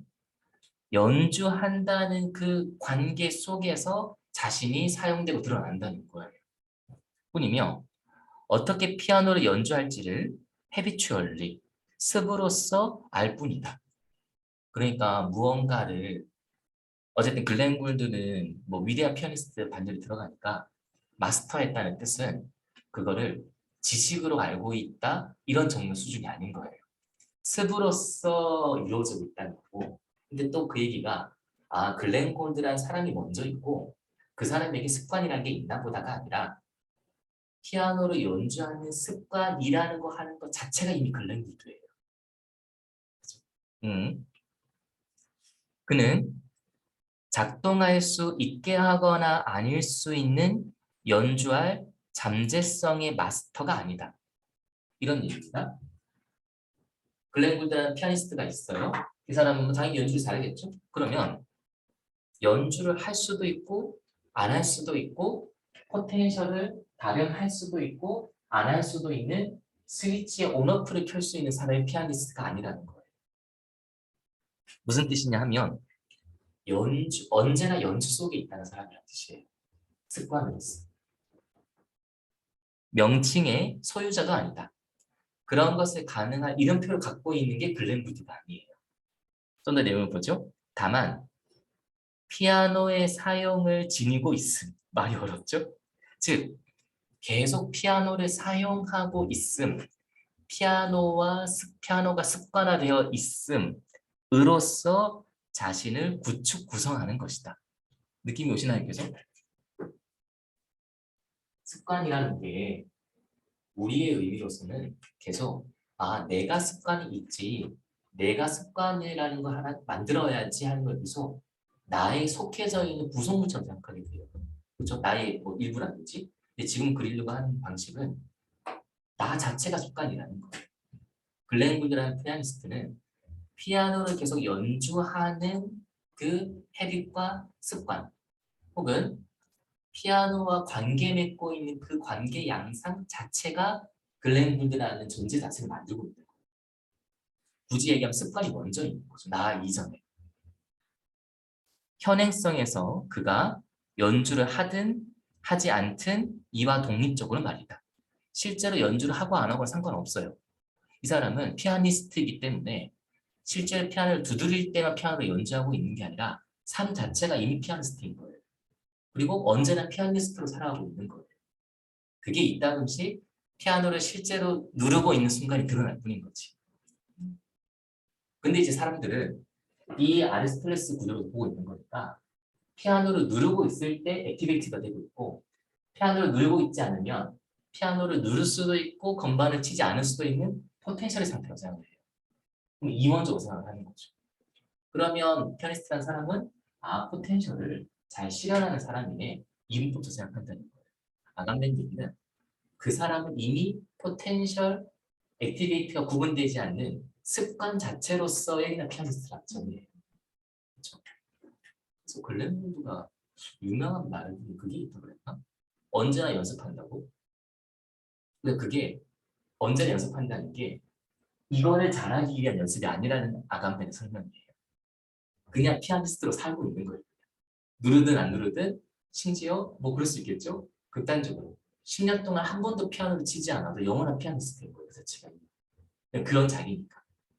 그래서 결론이 나옵니다.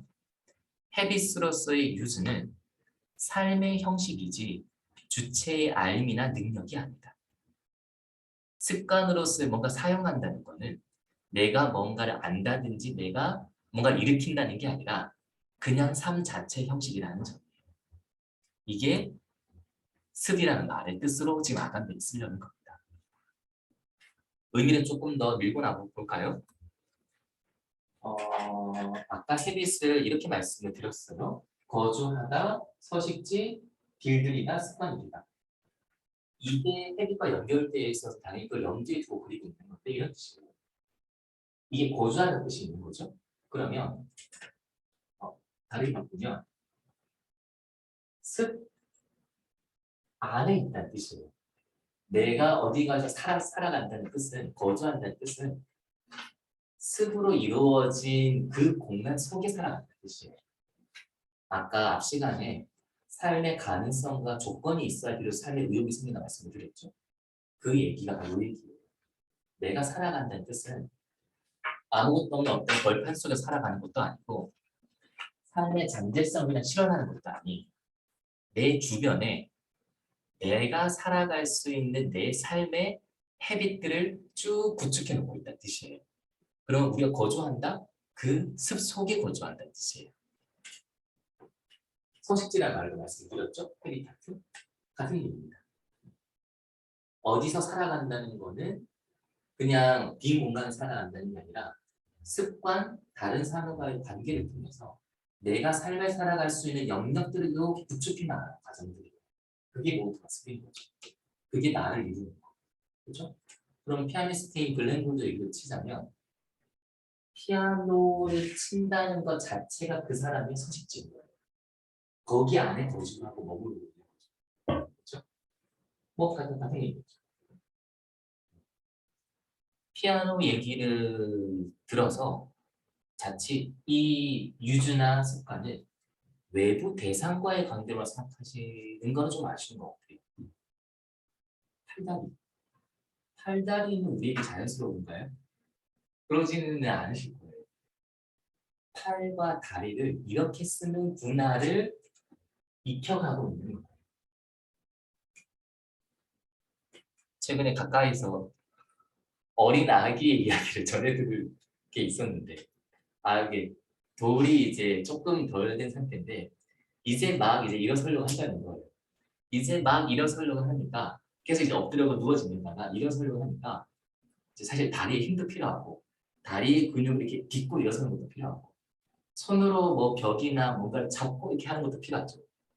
그러니까 아이는 지금 뭘 하고 있냐면 걸음마를 연습하고 있으면서 자기의 팔다리를 헤빗하고 있는 거예요. 팔다리를 내 팔이라고 하는 거는 이렇게 움직이고 이렇게 움직이고 요런 데 근육이 있구나를 지금 익혀가고 있어요. 그러면 나라고 하는 존재와 팔도 처음에는 분리돼 있겠죠? 익숙하지 않으니까 헤비스로 연결되어 있는 게 아니에요. 헤비스로 연결되어 있지 않으니까 사용할 수가 없는 거죠. 그러면 아이가 팔다리를 이렇게 쓰고 다리를 계속 뻗치려고 이렇게 해 나가는 과정이 계속 내 존재와 다리와 팔을 습관 속에서 함께 엮으려고 하는 과정입니다. 사용하려고 하고 있는 거죠. 내가 팔을 쓰는 게 아니에요. 팔다리의 관계를 맺어가는 과정 속에서 내가 비로소 움직일 수 있는 거예요. 그렇죠? 그러니까 우리 신체만 하더라도 우리는 이미 너무 익숙한 거죠. 이미 너무 헤빗이 되어서 팔다리가 수적처럼 잘 움직이지만 그 아이 때부터 생각을 해보면 이거는 수많은 습관, 헤빗이 늘 작동하고 있어서 비로소 우리가 팔다리를 쓸 수 있는 거죠. 요 관계 맺음을 익혀나가는 거 아감되는 헤빗이라고 부르고 있는 겁니다. 그럼 역시 같은 얘기죠. 우리는 어디서 살아가느냐? 우리라는 존재가 먼저 있어서 팔다리를 움직이는 게 아니라 팔다리를 그렇게 움직이는 관계가 우리를 구성시키는 거고 우리는 그 안에서 살고 있는 거예요. 이렇게 되는 거죠. 그렇죠. 그게 습으로서 말하려는 거예요. 그러니까 제가 앉아 있으니까 다리를 쓰지 않잖아요. 다리를 쓰지 않는다고 해서 다리에 대한 능력이 없어져 있나요? 다리와 헤빗을 이루고 있는 관계가 없는 게 아닌 거죠. 아리스토텔레스 구도로 말씀을 드리면 다리를 안 쓰고 있는 거라서 포텐셜이 없는 거예요. 그러다 그래서 이렇으면 갑자기 액티비티 되는 거죠. 이렇게 하는 구조에서는 다리를 쓴다는 건 주체의 능력, 외부자의 어떤 능력으로 귀결돼요. 하지만 아감벤의 얘기는 다리를 쓰고 있지 않더라도 우리는 이미 다리와 헤비추얼 관계를 이루고 있으니까 언제나 이건 작동하고 있는 거예요. 여기 쓰게 하는 거 갖고 싶은 거예요. 그렇죠? 주어와 객체가 해체되는 지점이 됩니다. 그럼 이제 여기가 이 얘기가 우리의 윤리와 무슨 지점이 되느냐? 우리는 윤리를 이렇게 생각하는 면이 있어요. 이 구도. 즉 윤리라는 게 어느 순간 훌륭한 결정을 내려야 할 선택으로 생각해요. 혹은 결정. 그렇죠? 윤리적 결정, 윤리적 결심. 뭐 이런 거죠. 뭐 회사를 옮길 때 내가 하고 싶은 걸 따라야 하느냐, 뭐 돈을 쫓아야 하느냐. 그 순간에 뭐 고민 속에서 어느 결정을 내려야 하느냐가 윤리처럼 받아들여져요.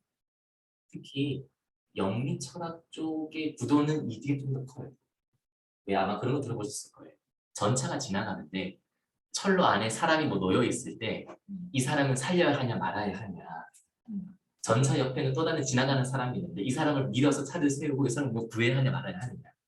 이런 구도를 그리거든요. 좀 기괴하죠.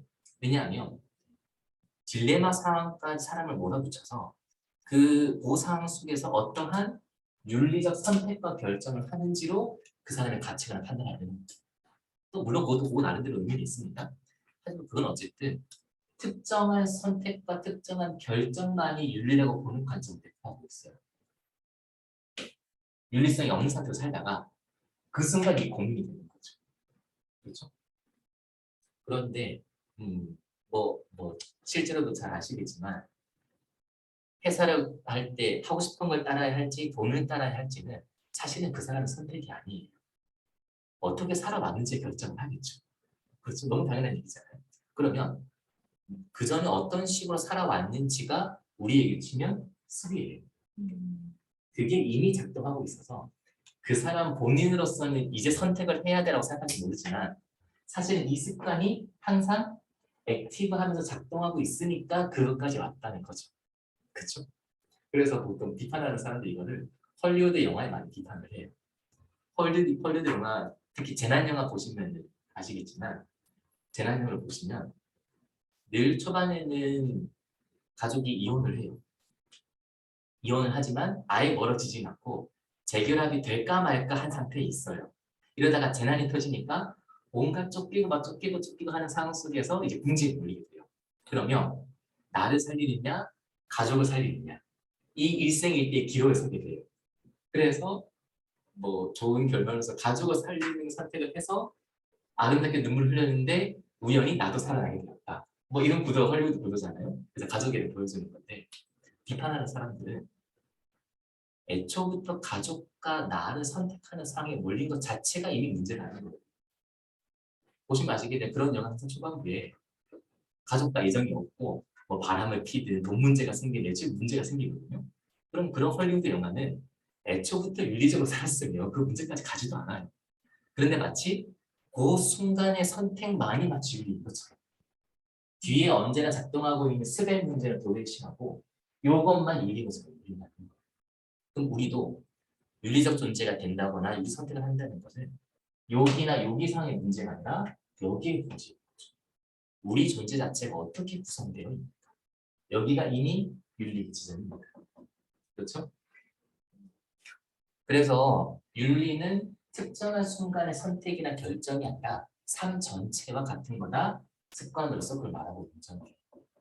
그래서 이 얘기는 사실 앞에 했던 얘기가 이제 겹쳐지게 돼요. 앞에서 윤리 자체가 3이라고 했었죠. 보기를 하나로 묶어주는 용어가 지금 아감벤의 습이라는 개념이에요. 언제나 작동하고 있다. 언제나 액티베이트하고 있다. 그게 우리 습인 거죠. 그걸로서 우리는 구성되어 있다. 전에 한번 초반부에 그 말씀을 드렸을 거예요. 저희 특강의 제 첫 번째 시간인 건데 잉골드라고 하는 인류학자 얘기를 들으면서 우리라는 존재가 그 자체로 존재하는 게 아니라 하나의 과정과 흐름 속에 있는 존재로 말씀을 드렸어요. 근데 그 버전이 지금 같은 버전이에요. 거대한 존재와 흐름 속에서 우리가 살아간다. 중동태 이렇게 말씀드렸는데 슬이 들어오게 되면 그 흐름과 과정 속에 우리가 존재한다는 점은 변하지 않아요. 그런데 그 흐름과 과정이라고 하는 거를 습관으로서 우리가 변화시킬 여지가 이제 조금 생기는 거예요. 능동적이라는 뜻은 아닙니다. 습관에 의해서 우리가 살아가게 되는 거니까 능동은 아니에요. 그렇지만 무조건 당하고 있는 수동도 아닌 거예요. 우리가 습관을 만들어내고 습관이 다시 우리를 구성짓게 되고 습관에 구성지어진 우리가 다시 또 새로운 습을 만들어내고 요 순환되거나 반복되는 구조가 우리 존재라는 점이에요. 그런 얘기가 지금 습관에 담겨 있습니다. 자, 5페이지 아래쪽에 인용문이 하나 더 있습니다. 이걸 좀 보도록 하죠. 네, 제일 아래쪽에 있죠. 헤빗, 습관으로서의 기술을 정의한 아리스토텔레식 정의에서 이제 이런 구도에서 덕이라고 하는 거는 영어로는 이제 operative habit이라서 operative는 그 operation이에요. 뭐 작업한다, 작동한다 이런 의미니까 뭐 일본어에서는 활동적인 습관으로 했는데 그 습관 실제로 오퍼레이션 해야 되는 거예요. 작동. 그렇죠? 덕은 그렇게 그려요. 그러니까 아마 이런 얘기겠죠? 덕이라고 하는 거를 우리가 포텐셜로 가지고 있는데 이게 드러나는 게 덕이다. 이렇게 지금 그리려는 거예요. 그렇죠? 이는 포텐셜이나 헤빗을 최선의 방식에 따라 액트, 실행으로 행위로 이행하도록 야기한다. 그게 바로 덕이라는 거예요. 그럼 덕이라는 게 무엇이냐? 포텐셜이로서 갖고 있는 거를 액티브하게 드러내는 게 덕이라는 거예요. 요 구도인 거죠. 잘 실현되면 덕이에요.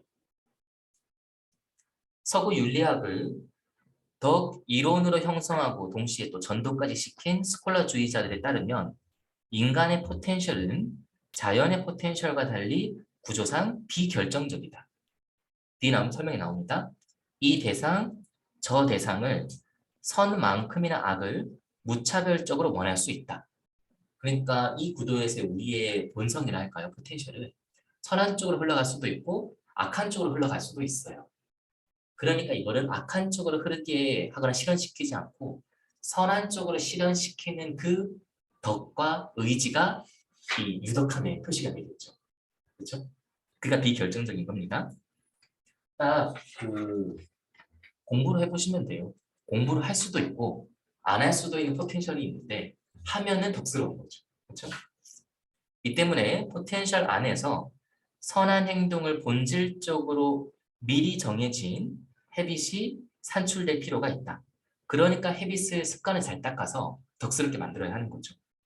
이 헤빗이야말로 헤비투스 오페라티부스 이게 결국 그 활동적 습관 같은 얘기인데 으소의 덕이다. 토마스 아퀴나스까지 이어집니다. 헤빗에 대한 에네르게이아, 그 능동과 현행성이라고 했어요. 의 아리스토텔레스적 우위가 여기서 확증된다. 즉, 덕이란 아리스토텔레스에게서는 존재론의 한 범주인 다음 페이지 보겠습니다. 헤빗이 액팅으로 변형되고 윤리로 이행할 때의 통로 과정이 되는 것이다. 어쨌든 잘 실현되면 덕이라는 거예요. 그리고 정확히 이 때문에 빔, 존재나 프라식스, 실천, 또 그리고 헤빗과 에네르기아의 이러한 불확정성, 어떻게 흘러갈지 모르고 어떻게 갈지 모른다는 점이 덕의 상태를 아감번이 보기에는 모호하게 표시하는 거예요. 그래서 이제 문제가 생깁니다. 이는 주체의 존재 양식이며 동시에 그의 액션이 자질이다. 바로 뒤에 보죠. 무슨 얘기냐면 인간이 선을 실천하는 것은 그 인간이 유덕한 인간이기 때문이에요. 그렇죠? 유덕한 인간이니까 선을 실천하겠죠. 하지만 그 인간이 유덕한 인간인 것은 그 인간이 바로 선을 실천하기 때문입니다.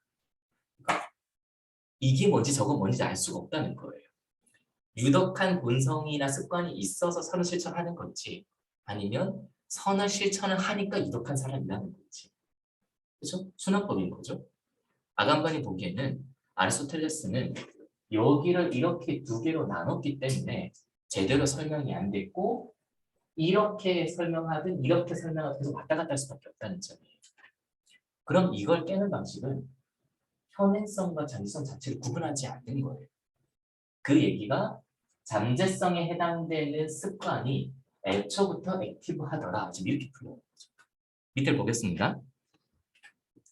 이러한 덕의 악순환을 깨려면 그렇죠? 선의 실천이 유덕이 먼저인지 유덕해야 선을 실천하는 건지 이게 우리에게도 늘 고민이잖아요.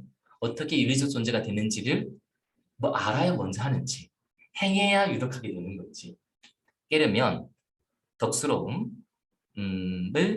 유즈로서 생각해야 된다. 즉 being과 프락시스의 이분법 또 실체와 액션의 이분법을 넘어야 한다. 덕스러움이라고 하는 거는 리얼, 그러니까 실제적인 것과 대립하지 않는다. 반대로 덕스러움은 실제로 존재를 하는 것이며 헤비추얼리티, 습관이라 할까요?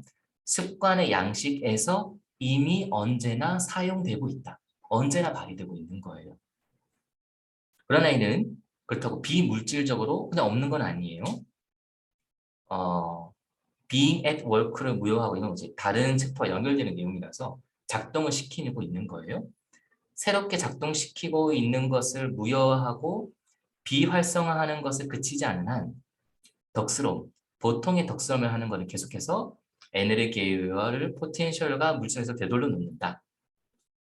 즉, use, 사용이라고 하는 게 포텐셜과 액트, being, 존재와 액팅, 행동, 물질과 형식, 또 뭐 being의 work과 habit, 활성과 비활성, 이러한 대립을 use라는 개념, 주체와 객체를 나누는 use라는 게 이걸 다 중화시키고 이분법을 없애버린다는 거예요.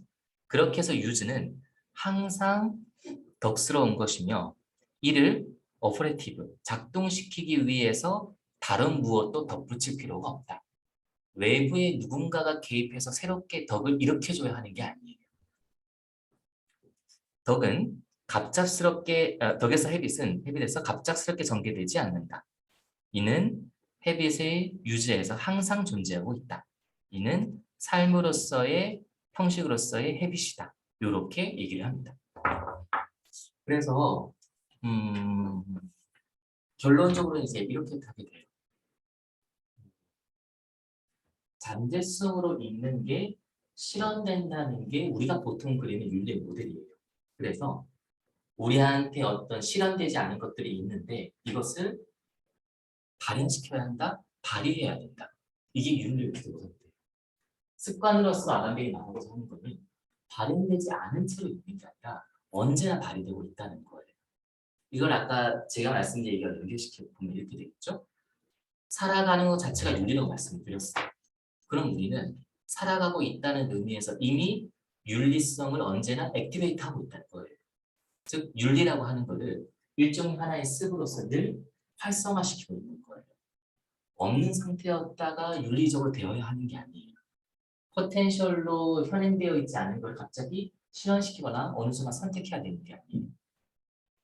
우리는 이미 팔다리를 사용하고 있고 이 세상을 살아가고 있고 누군가와 관계를 맺고 있어요.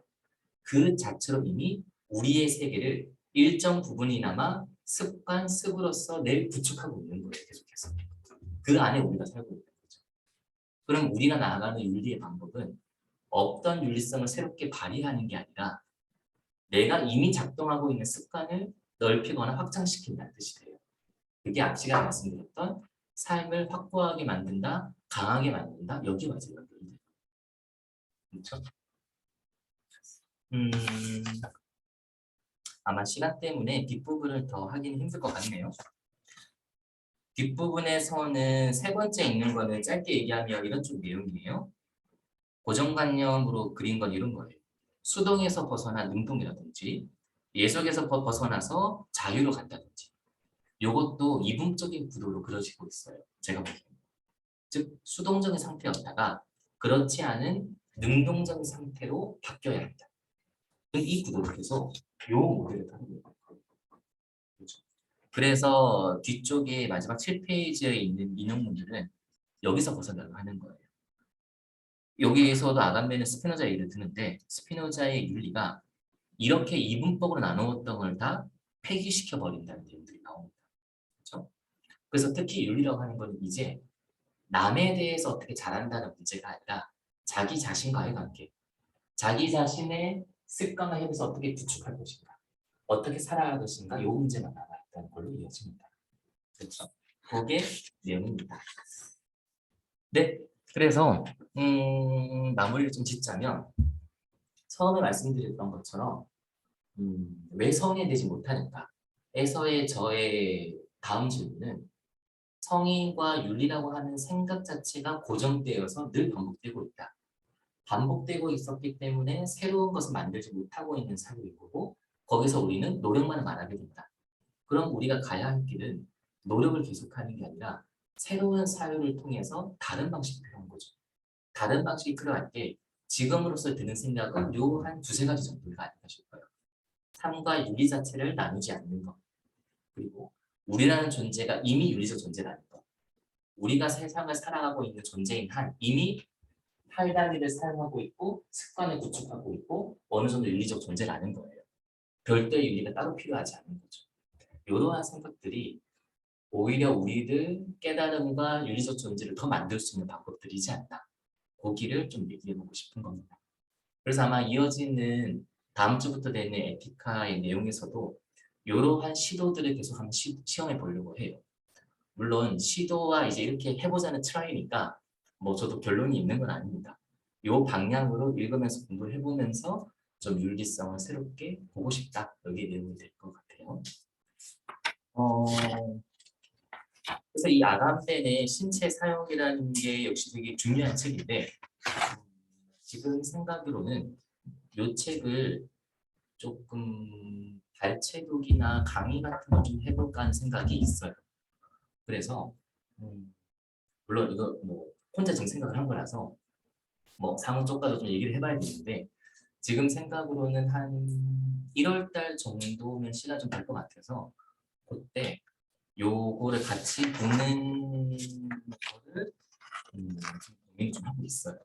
그렇게 해서 아마 주체와 객체를 나누지 않고 습관과 사용이라는 이 개념을 통해서 윤리를 어떻게 좀 새롭게 생각해 볼 수 있을까? 요거를 조금 고민을 하고 있습니다. 네. 그러면 좀 좋을 것 같아요. 네, 뭐 일단 뭐 큰 틀에서는 요 정도 얘기를 하면 뭐 될 것 같습니다. 뭐 혹시 조금 질문이거나 궁금하신 거 있으면 뭐 잠깐만 얘기를 해봐도 좋을 것 같아요.